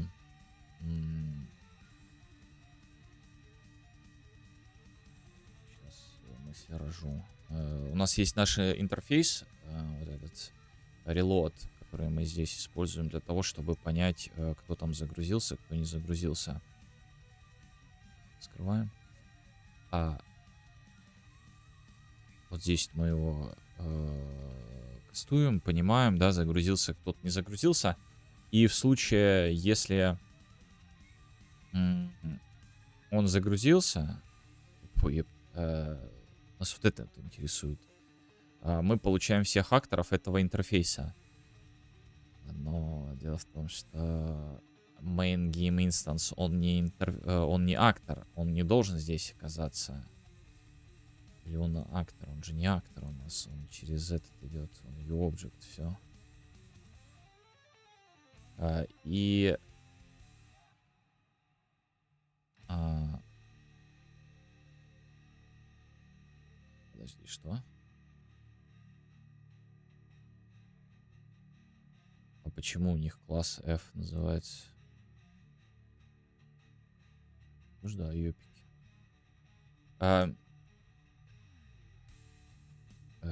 Все, сбили меня своим F тем. Если мы подключим сюда интерфейс ready, то мы сможем просто на этот же интерфейс просто-напросто взять этот интерфейс. А game instance нам все равно. Просто чтобы с game instance не получать. И просто спросить, ready он не ready. Но это тоже надо будет туда-сюда его дрочить. Да. Спустя время. А так мы делегат просто получили, подвязались, и жизнь прекрасна. Вот и все. Ну, тут тоже вопрос. По поводу Game Instance, он-то снимет... как это будет в онлайне работать? Соло-то это все работает. Это окей. Потому что этот компонент, она у нас на сервере существует. А вот этот покемон не на сервере. Game Instance. Точнее, он и на сервере, но...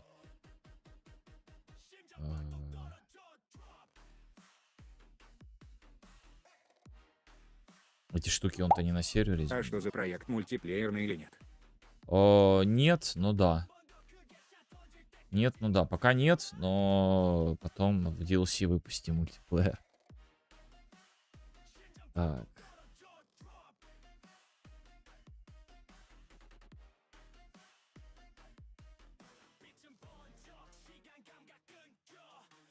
Не, можно забить болт. Вот это он будет делать на клиенте. А потом, когда он это сделает, бац, он отправит в этот. Ну-ка, дай спрошу.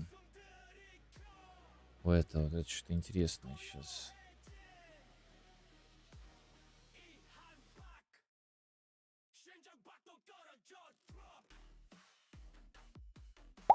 Нет, но не до конца. Ну да, нет, но не до конца. Ну, как, пока я, ну, как, стараюсь хоть что-то делать по логике мультиплеерной, но не сильно как-то я там проверяю, работает оно или нет.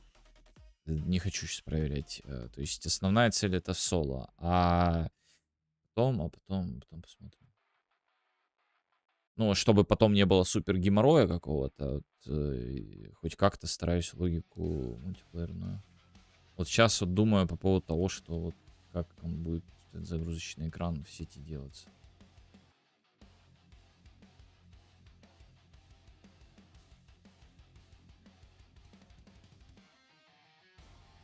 Здесь этот локальный объект не реплицируется. Ага. Мгм.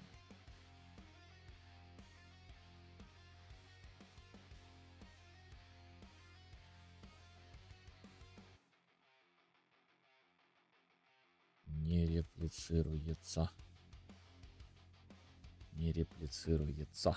Не реплицируется. Не реплицируется. То есть это вообще супер локальная история. Соответственно, нам вообще нет смысла было перебирать вот этих всех плеер-контроллеров, итераторов и делать. Это вообще ничего нам не даст. Ну, пусть оно будет, но тогда здесь логика будет примерно та же, что и здесь. То есть мы будем получать... короче, вот это вот мы будем делать. И спрашивать, из ready они или нет.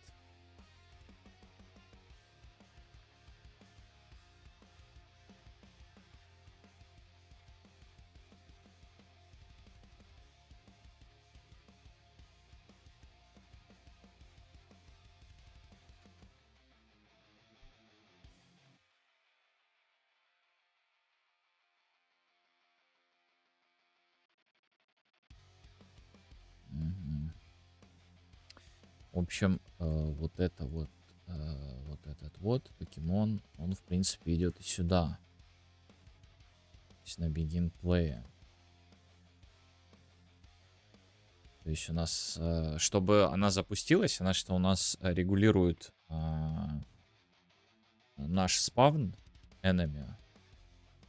И чтобы запустить его, также у нас таймер еще есть, который должен запуститься и прочее, прочее, прочее. Он должен вот этот actors with interface сделать. И тут есть нюансы. Как у Петьки и этого. Иван Васильевич. Или как его?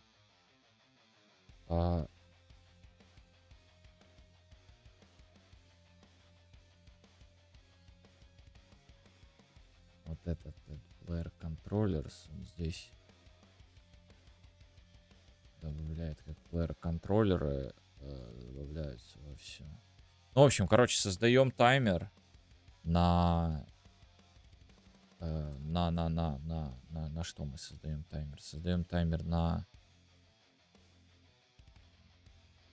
то, чтобы он проверки эти делал, как только все загружены. Только все загружены. Он берет и идет творить чудеса.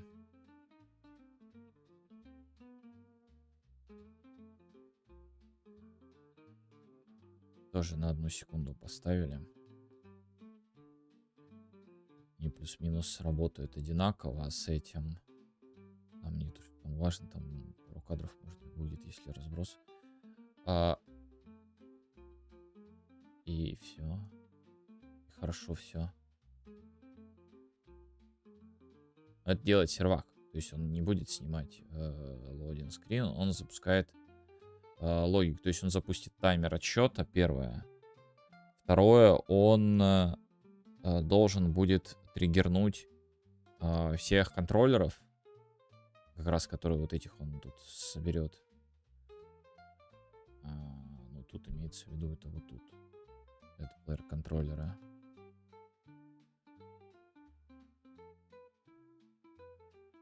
Которых он соберет. И тогда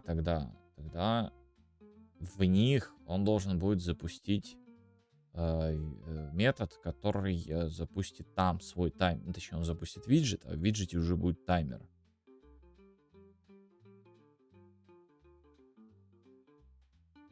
В виджете будет таймер. Ну, мы же не будем отправлять через RPC каждую секунду, что надо таймер изменить секунду. Это бред.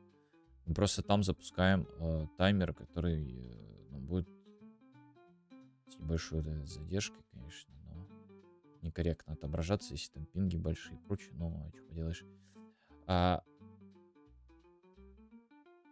Запускается, и таймер отсчет ведет. Он никак, просто минуты идут, и все.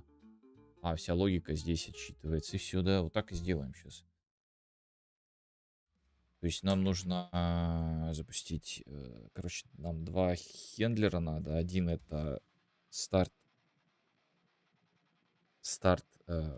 гейм старт, таймер хендл. Просто гейм старт. Молодец.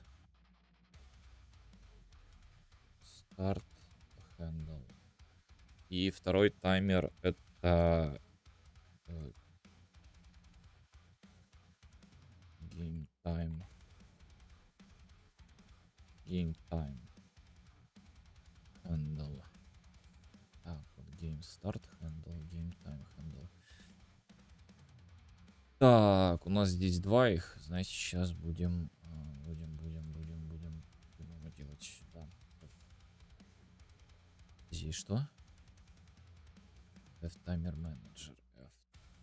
F-таймер менеджер. Таймер. Манагер.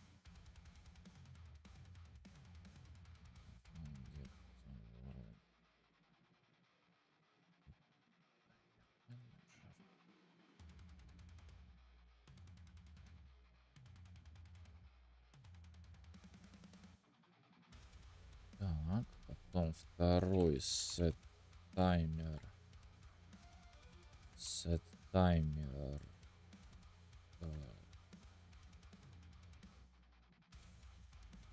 Set таймер. Наверное, метод. Try game start. Значит, сделаем this.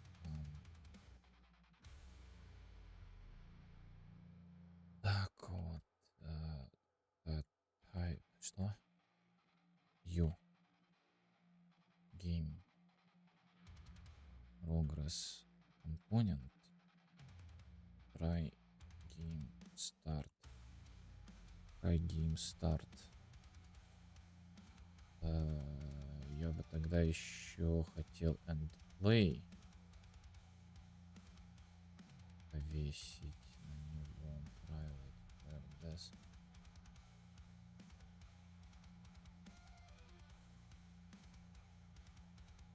Вот, game start. Try game start. А вот когда он запустится, это он уже будет запускать тот таймер, который game time. Start game time. Точнее, не start game time, он там, у него своя логика.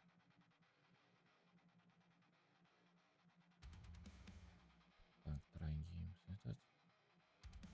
Есть, запустили, и в него вот это вот переносим. Так, 1.0. True. А потом я еще хотел бы end play засандалить вот сюда. End play. Так вот, дело в том, что end play, он в себя принимает.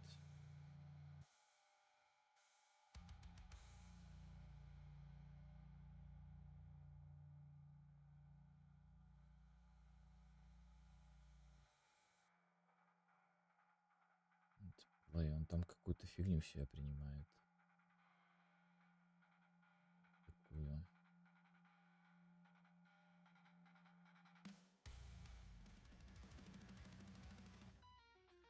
А нужно нам это затем.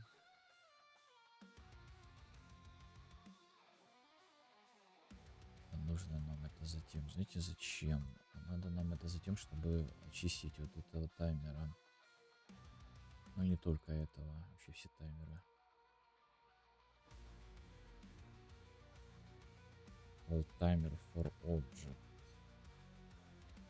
Is clear all timer that bounds to function on the given object. Но это только те, которые мы, допустим, сделали через this. Вот этот.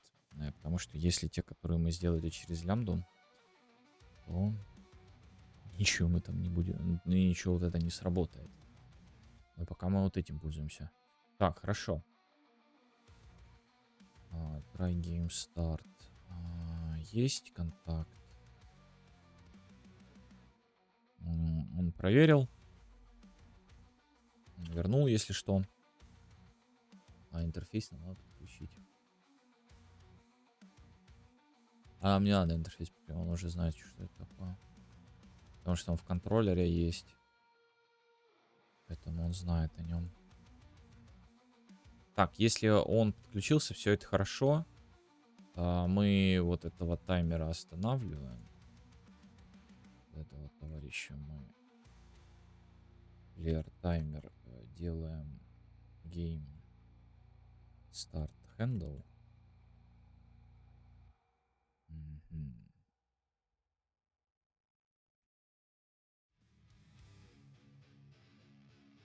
Так, а вот на второго set таймер мы делаем еще раз это game time handle this.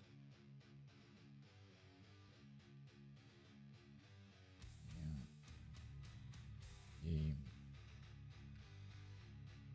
progress component.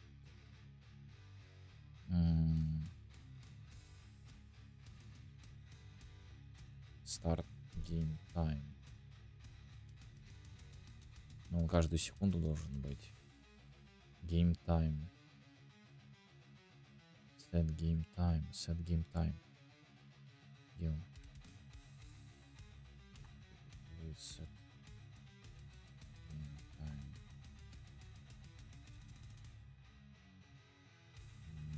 Подожди, дай-ка я.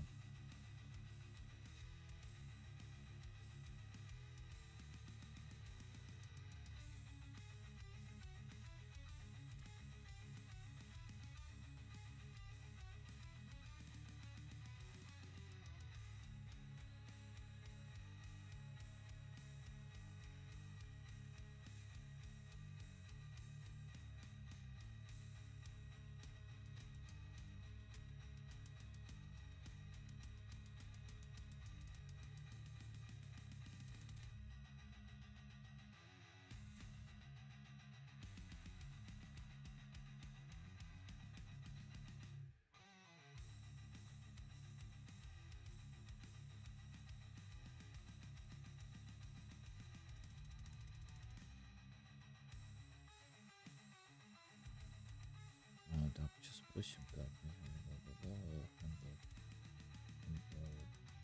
timer tick.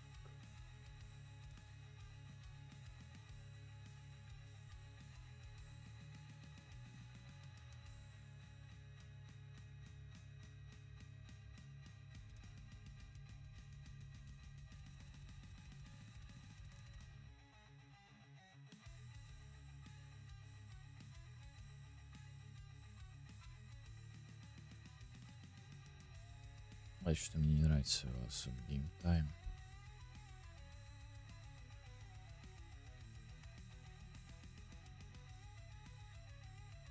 Давай так сделаем.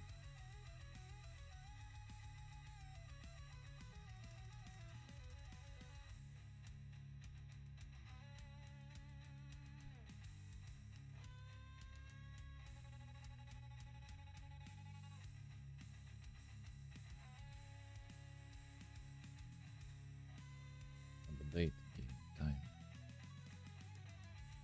Вот как он мне советует. Update game time. Вот это мне нравится. Хорошо. Есть update game time. Сюда его передаем. Здесь обязательно один ключика 0. Здесь неизменное число. Каждую секунду должен отсчитывать и true. Все, есть контакт.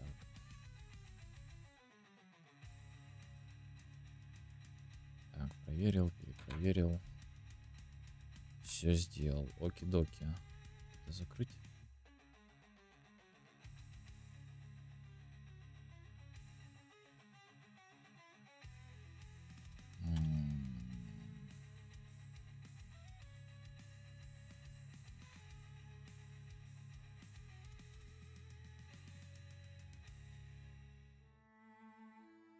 Секмин. Секмин. Hour. Hour. Я не знаю, как стоит еще добавлять.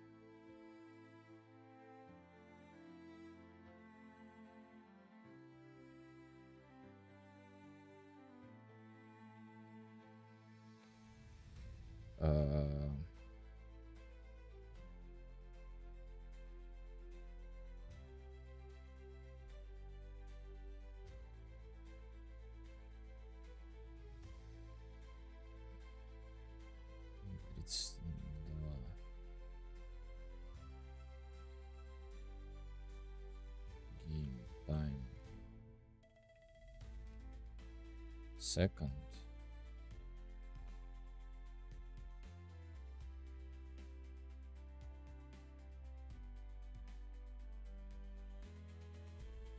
Hour.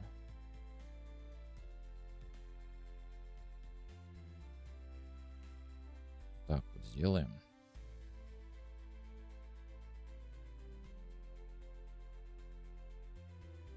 То есть он инкрементит вот этого товарища обязательно.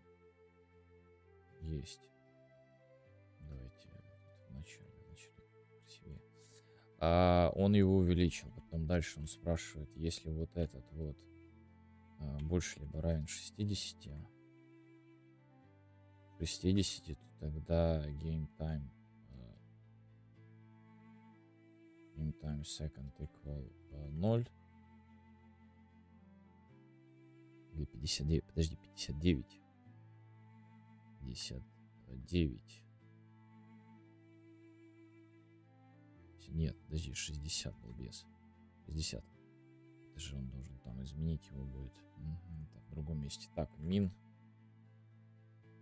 Min равен min плюс if game time min больше либо равен 50. Можно было бы просто поставить больше 59. Так, тогда game time min равен 0. Game time. Такая вот интересная штучка-дрючка.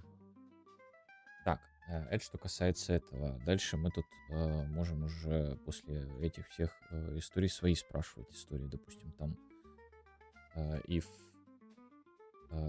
game time min 10 минут, game time min что мимо? Подожди, стоп. 10 равно 0.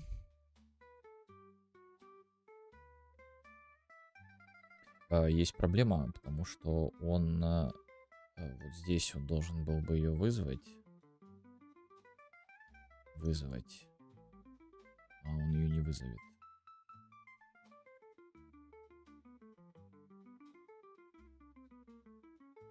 Понимаете, в чем прикол?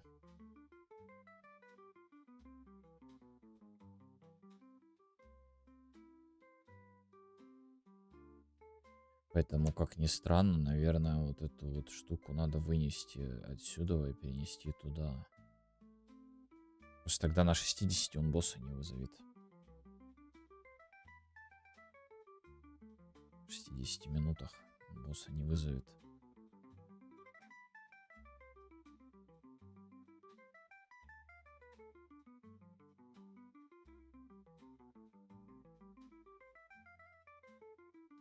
Spawn босс. А вот это вот мы вынесем отсюда. Вынесем сюда его.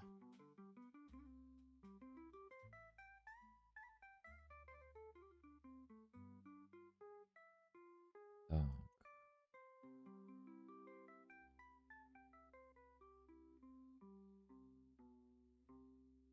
Spawn босс, хорошо.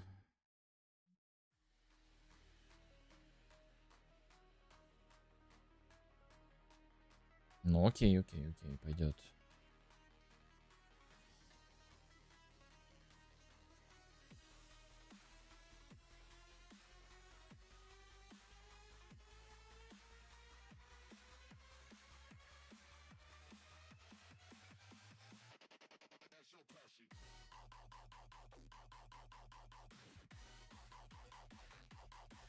Так, а контроллеры у нас это худые.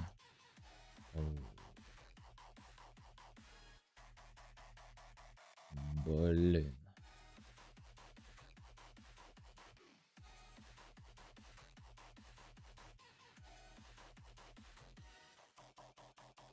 Display info. Display info.player.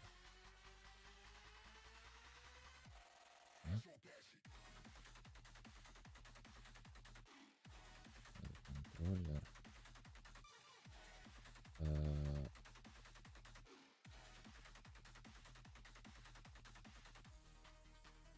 Get hold. Дело в том, что худ-то управляет этим всем делом.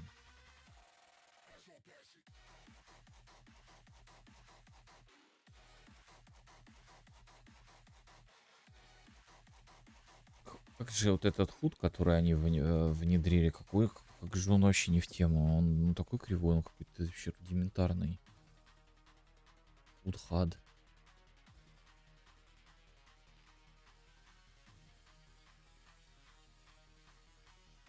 Ты что-то знаешь о контроллере? Ничего не знаешь о контроллере.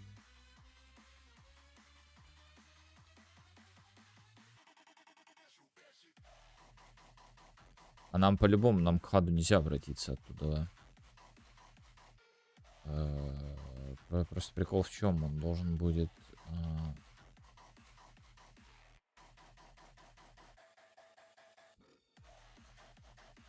Самый простой это контроллер делегат.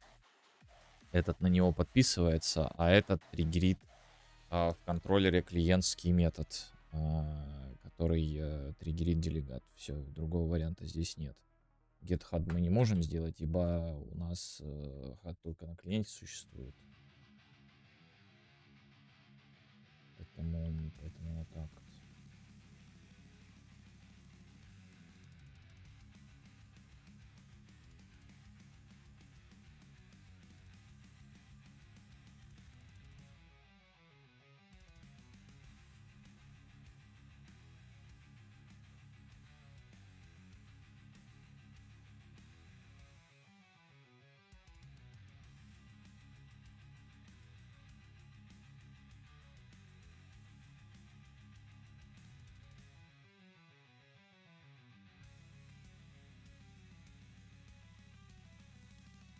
Мы вызываем метод какой-нибудь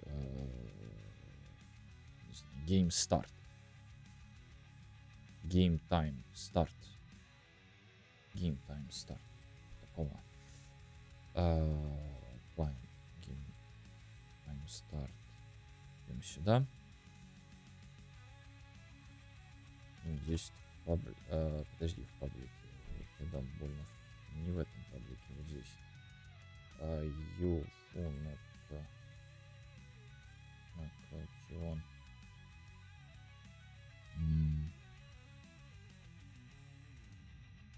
Клиент.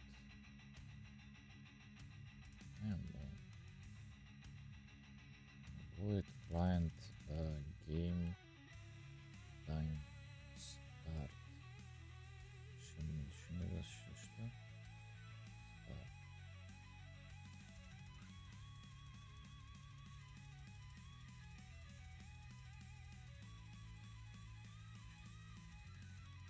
Где он нас создал? Вот он нас создал.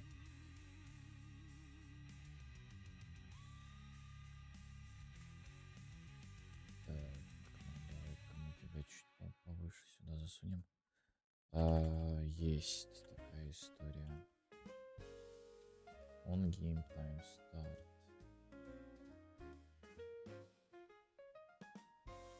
T.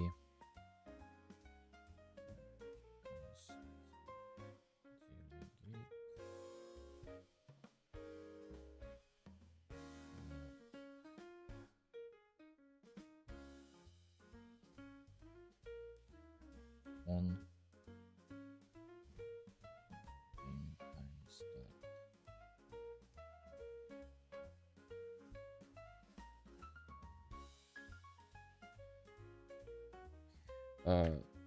Ну, я не уверен, Андриан, что только один будет подписчик на нем. Кто еще, правда, может быть? Что еще нам такого туда можно будет засунуть? Просто для упрощения сделать не мультикаст, а просто делегейт. Ну да ладно, пока пусть будет так. Ну и хад, поехали. Он должен будет взять контроллер. И подключиться к нему.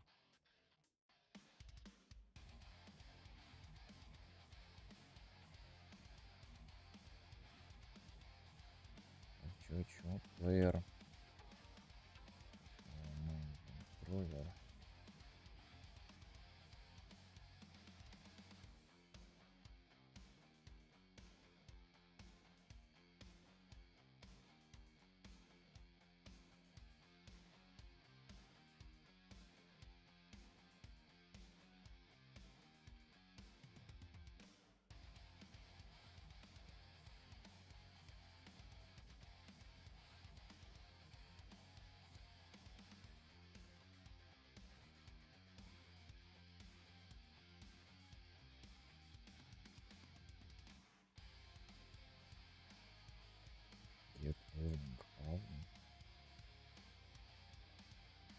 the palm of this. Нет, ну подожди.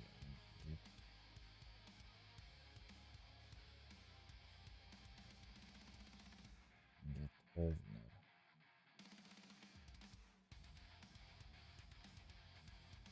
For network replication.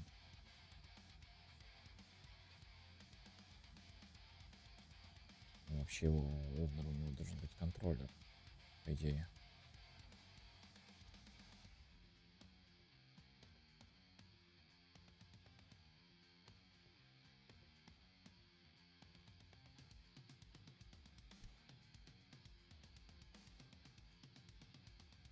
Get owning player control get. Player controller, вот это вот я хочу видеть.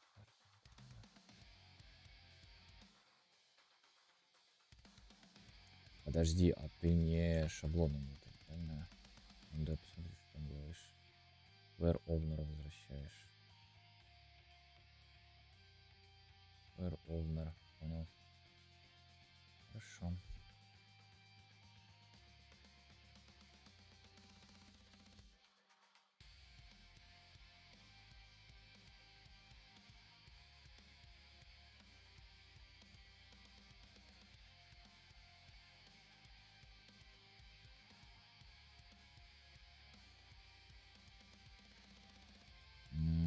Он должен создать будет... не то, что создать.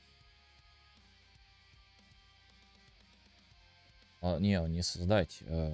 Таймер и так будет висеть. Мы просто-напросто триггернем определенный метод вот в этом vPlayerHood. Вот в этом game time start. Сделаем там метод. Так, подожди, никаких this. Не this, а вот этот вот. Когда мы его сюда относим.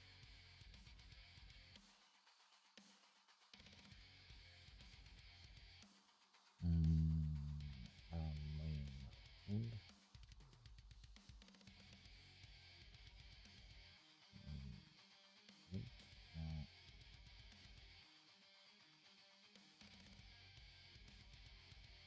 Game time start. Так, сделаем. Всё. Только он UV вот этот нет. Game time start.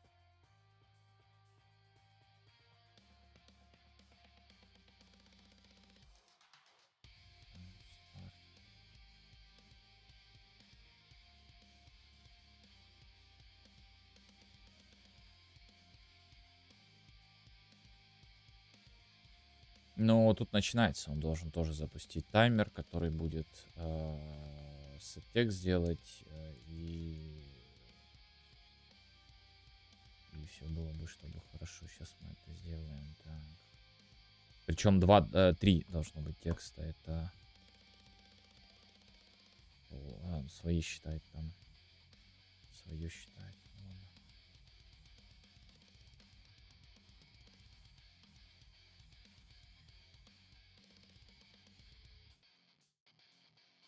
А различия не будет копиться. То есть, если условно у нас залетело на 60 там, миллисекунд позже, то у нас как раз таки получится 60 миллисекунд. Ну, разрыв, он не будет копиться. Все, он запустился, он пошел. Там же таймеры у нас не останавливаются. Хотя, ну, там где пауза, там пауза. Там все останавливается. Ну, посмотрим, это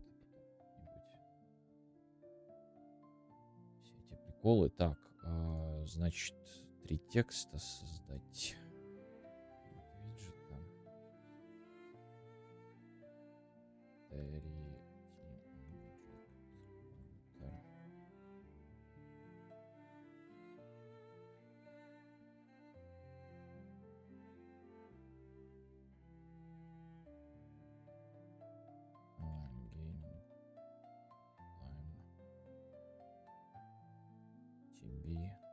TB. Давай вот так вот. TB. Текст блок. Time second. Minutes. Hour.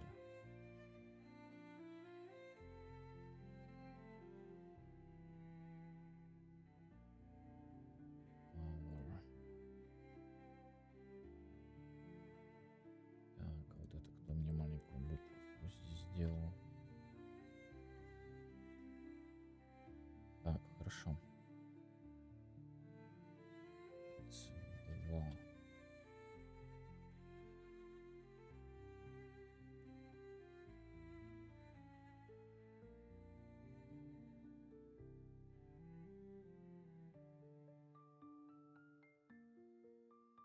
Подожди, а вот здесь у меня все наоборот, да? Встроено.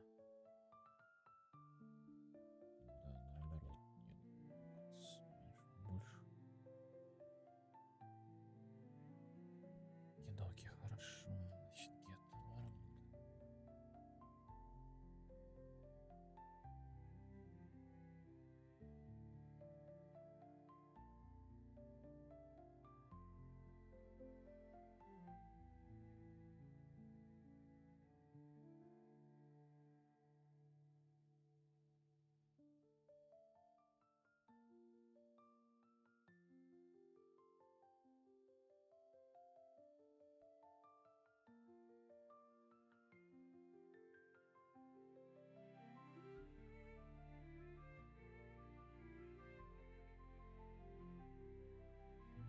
Ля-ля-ля-ля.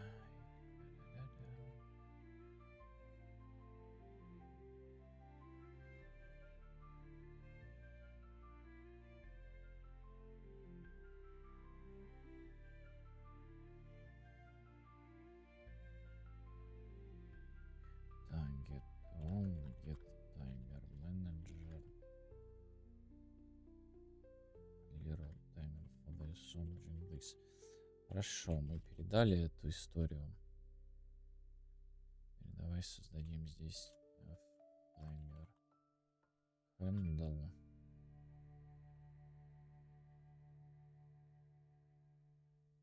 Time handle. Game time handle. Передали. UV higher and up. Wait in time.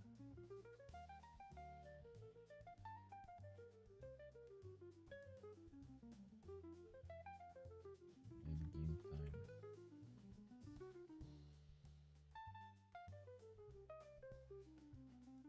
И не помогает засранец.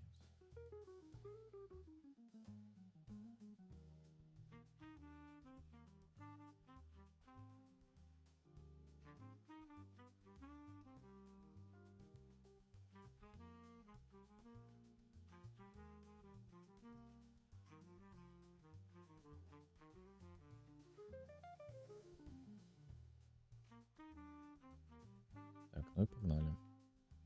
Скопируем сейчас.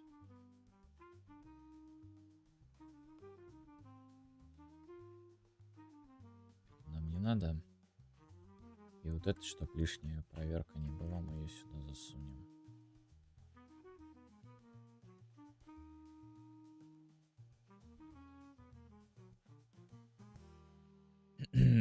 Да? Да. Подожди, а зачем мне вот эту проверку производить постоянно, каждую секунду, если мне ее можно здесь производить? Что за приколы? Я как-то сдоброхнул, что ли?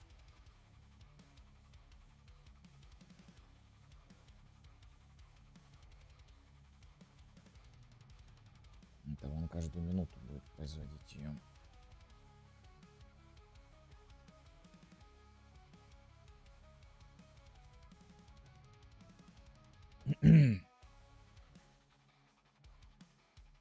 Так, хорошо. Здесь он это изменил, все здорово, но надо теперь добавить, чтобы он текст изменял.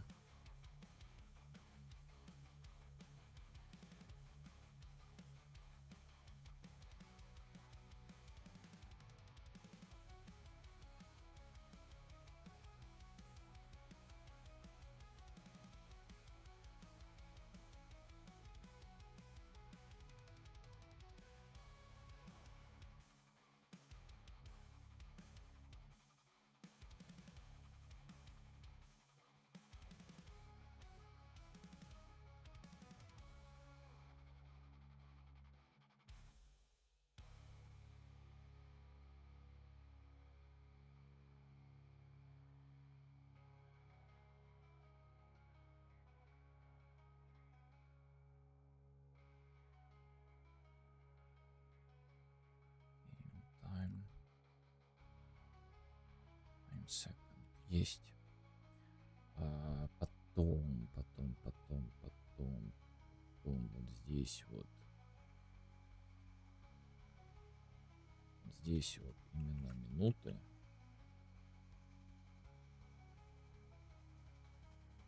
Мин.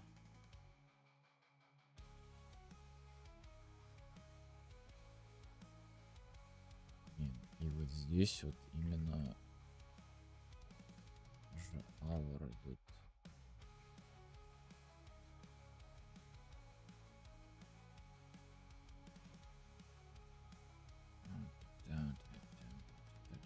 Да. Вот такие вот истории у нас. Причем именно позже мы делаем это, ну, потому что здесь изменение вступило в силу, но вдруг он 60. Мы же не хотим отобразить 60, чтобы там 60 висело, а там изменилось, правильно? 59 изменения. Потому тут еще изменения могут поступить, поэтому сюда. Здесь по той же самой логике. У нас идет здесь, но вдруг здесь еще изменения будут, поэтому здесь его делается. Ну а тут мы как бы с бесконечности идет, поэтому мы тут вот добавляем. Вот так вот. По идее все. По идее все. То есть нам осталось только добавить сам вызов. Вот здесь вот, конечно, лагается, естественно. Client game time start. Вот он запускает его у каждого player контроллера. У него есть доступ.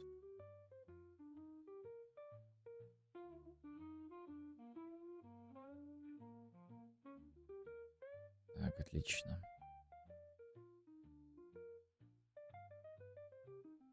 Не отлично, нифига.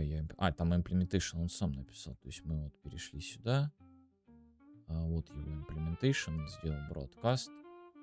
Он сделал broadcast. Сам HUD подвязался. Все есть. Единственное, что отвязаться-то надо. Ну да ладно. Контроллер у нас все равно удалится, и все это поудаляется. Он подвязался, ну и здесь у нас просто-напросто нужно будет создать 3 этих текста тебе. И все должно работать.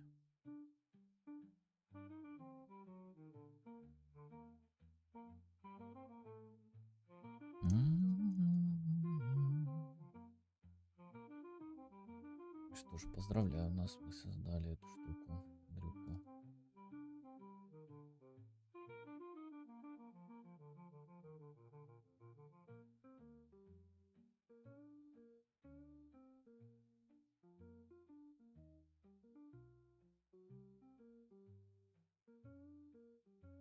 Так, идем в HUD главный.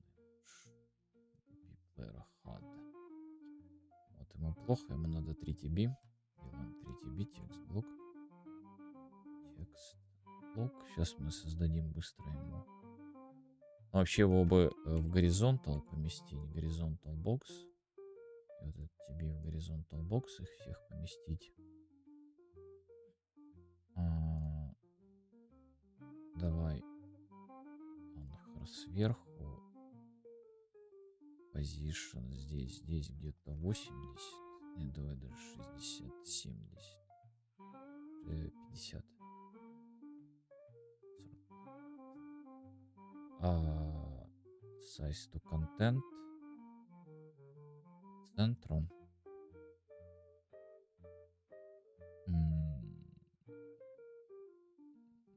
Да. Так, фонд 24. Наверное, даже много будет. 17 попробуем, посмотрим, сколько это будет.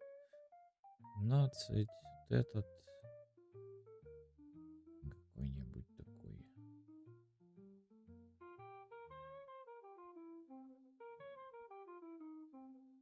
Таймсекон.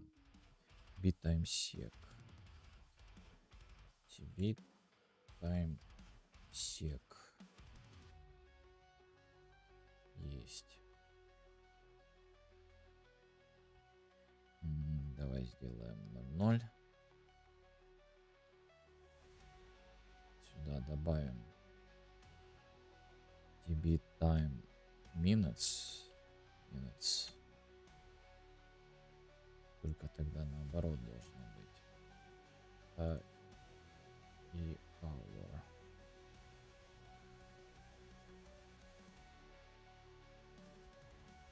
Так, hour сюда. Минус сюда. Также сдублировать. Bit time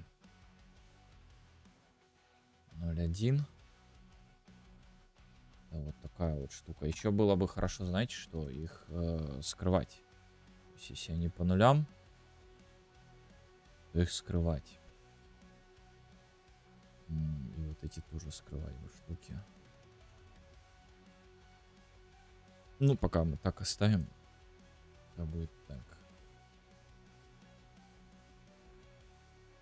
Так. И вот так. 2. Все, compile, play. Вот наше время. И вот он пошел его шлепать. 4, 5. UDET. Хорошо. Play. Выбрали карту. 1, 2, 3. 8, 9, 10. Ну, надо их сделать как-то более видимым. Выше, во-первых. Добавить чуть-чуть водочку какую-нибудь сделать. Красивее чуть-чуть, в общем-то.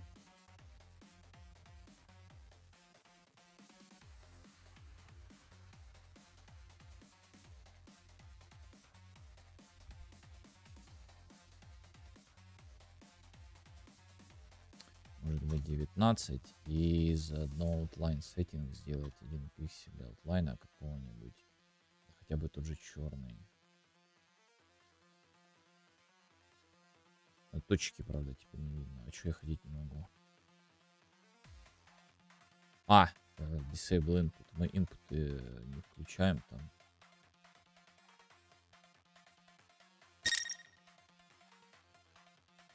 Инпуты не включаем, поэтому он неплохо, в общем.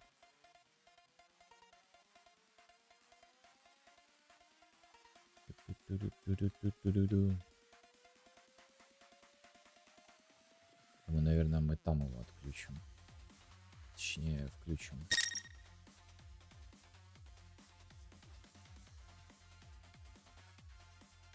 Все на сервере должно происходить. Сейчас у нас input отключается здесь, но тут мы не указываем явно, где это происходит. То есть это и на сервере, и на клиенте вот эта вся часть происходит. А нам надо, включаем мы его только у клиента. Вот этот enable input. Поэтому вот эту часть мы убираем отсюда.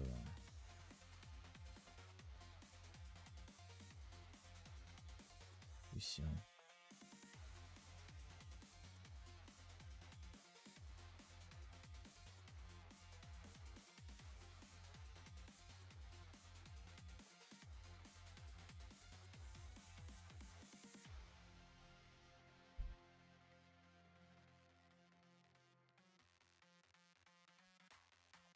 Удаляем и здесь. А запуск мы будем производить вот туточки.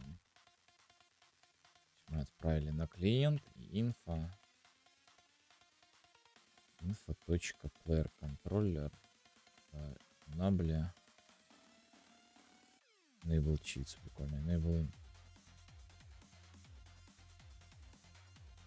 даем тут info player controller. Вот, потому что это на сервере, он как раз таки выполнит это на сервере эту всю историю.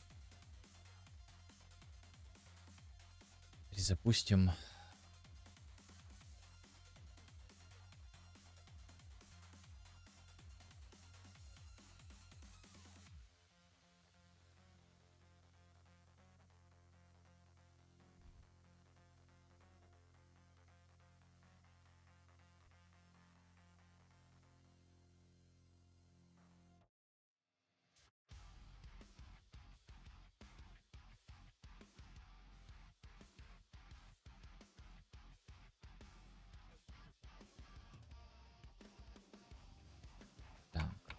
Ну, это, кстати, и вот здесь вот нам даст возможность ходить. То есть включит он эту штуку. Бац, время идет. Повыше забыл отправить их. А, ну, подожди, да я вот здесь вот включу. На весь экран было.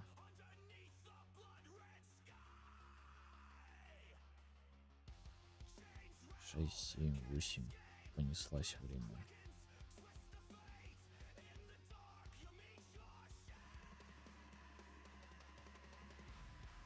17, 18.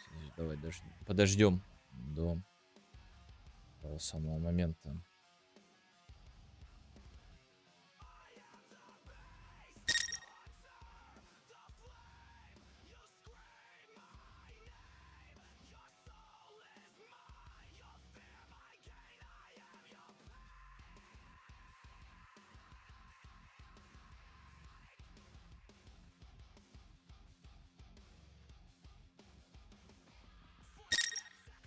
Весело.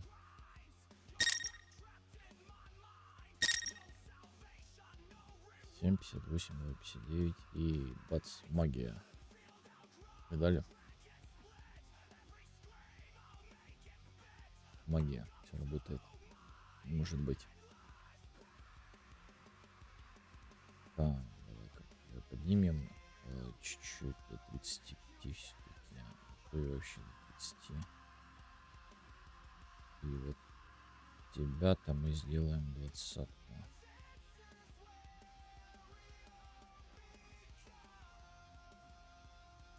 Все равно не видно. Надо обводку делать. Space тоже делать единичку.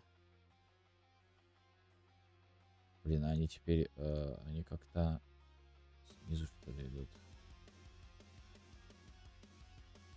You died. You died, видали?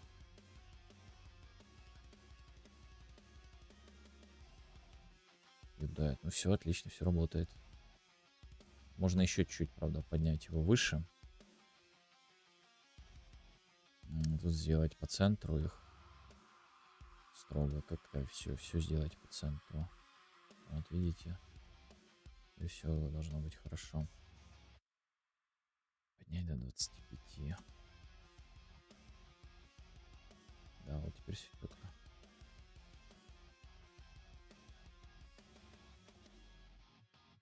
И да.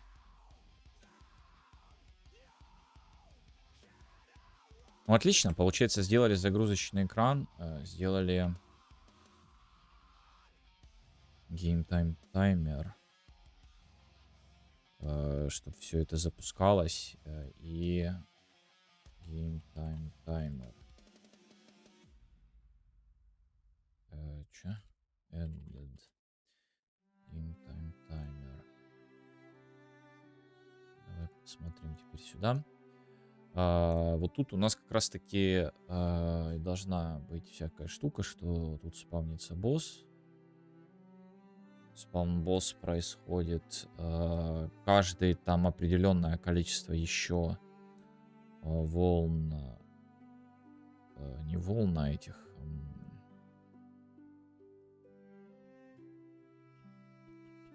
Времени у нас идет улучшение мобов. Мы же должны их улучшить как-то, чтобы... Ну или там взять других, допустим, начать спавнить более крутые какие-нибудь. Какие-то обилки добавить. То есть, ну, что должно происходить, все это происходит вот здесь. То есть здесь отчитывается, то есть берет минуты, считает, сколько там минут должно пройти. Каждые 5 минут, допустим, увеличивает им статы. Бац, добавили.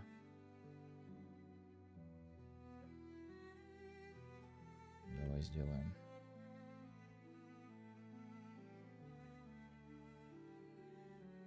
На 5.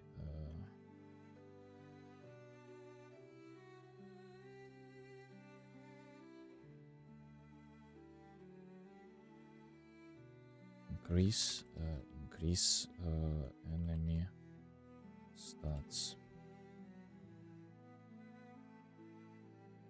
То есть каждые 5 минут увеличение статов, каждый может даже не 5, может каждые 3 сделать. Каждые 3 минуты.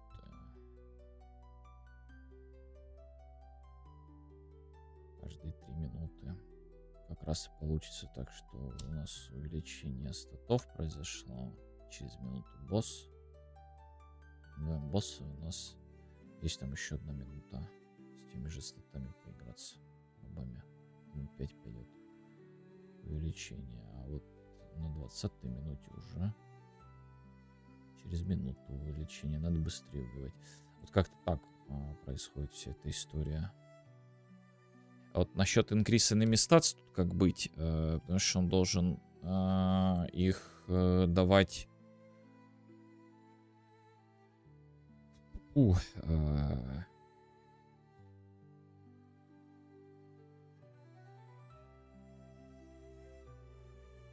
Вот этот apply effect to a new enemy он делает. Find the component by class enemy ability.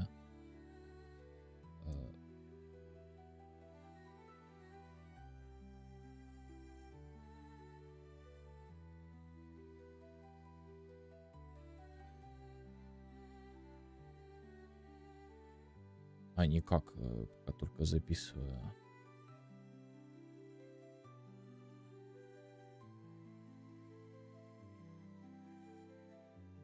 Записываю его. Он ничего не этот делает.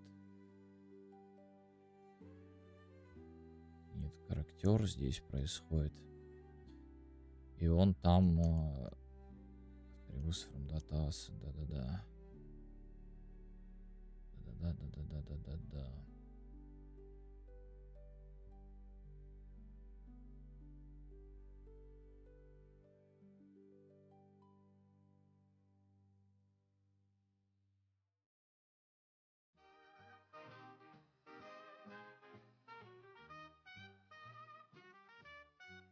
Да-да-да.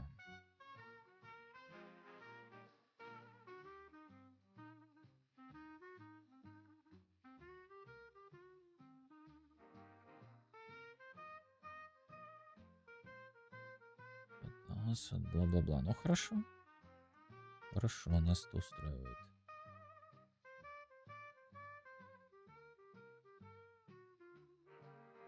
Ну, с энными статами, конечно, будет подумать, как его реализовать всю эту историю.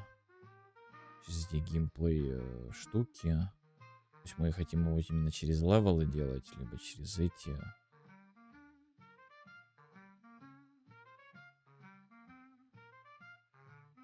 Просто сейчас где он там?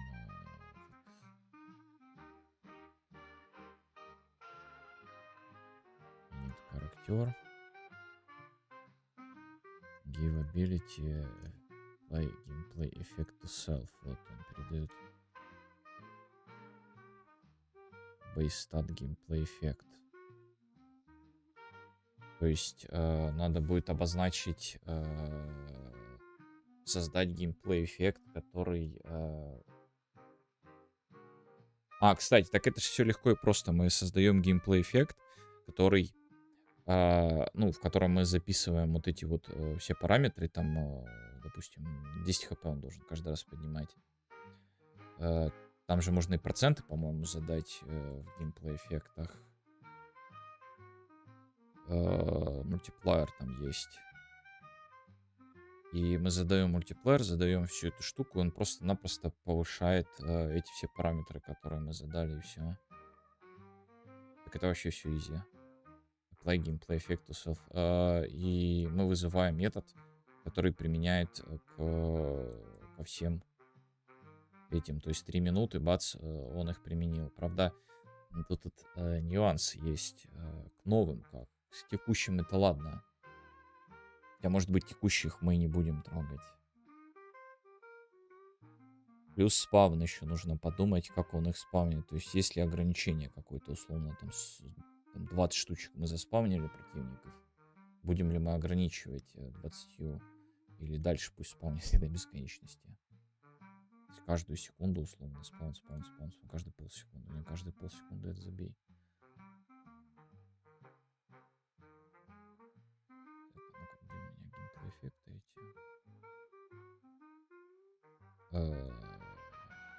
Effects.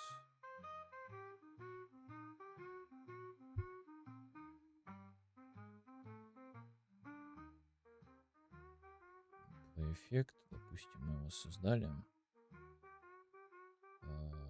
И вот тут же мы можем добавить ему, что это instant, то есть единственный раз, и modifiers выбрать, допустим, что он влияет на health max. Вот multiply есть.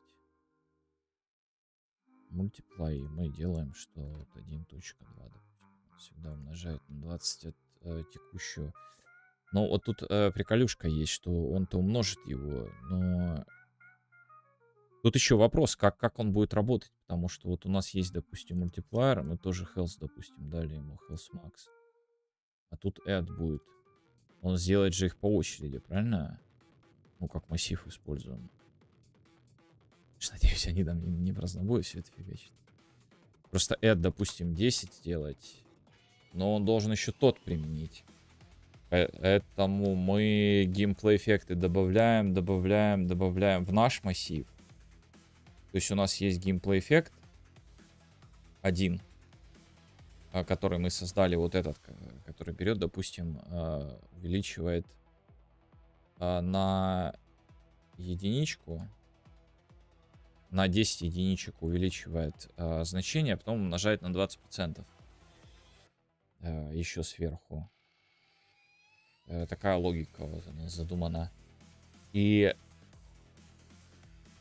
она всегда ее применяет ее. А потом второй нам залетает. То есть еще 3 минуты прошло. То есть он еще должен накинуть десятку, сверху накидывать десятку. И 20% же применять от этого. И это все будет работать, да. То есть мы просто еще один добавляем геймплей эффект в наш массив, и он бегает по этому. Ну, это забей, сколько геймплей эффектов будет. Это просто ужас.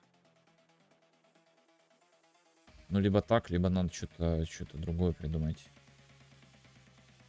Как-то из одного брать их значения, умножать. Что-то, как, наверное, так делать, потому что что-то забей это будет. Если их много, он же их будет назначать постоянно. И это для каждого enemy он будет делать. И в каждом спауне. Каждый геймплей эффект это отдельный класс, который он создает, и это забей будет. Это что-то сильно. Ладно. Ладно.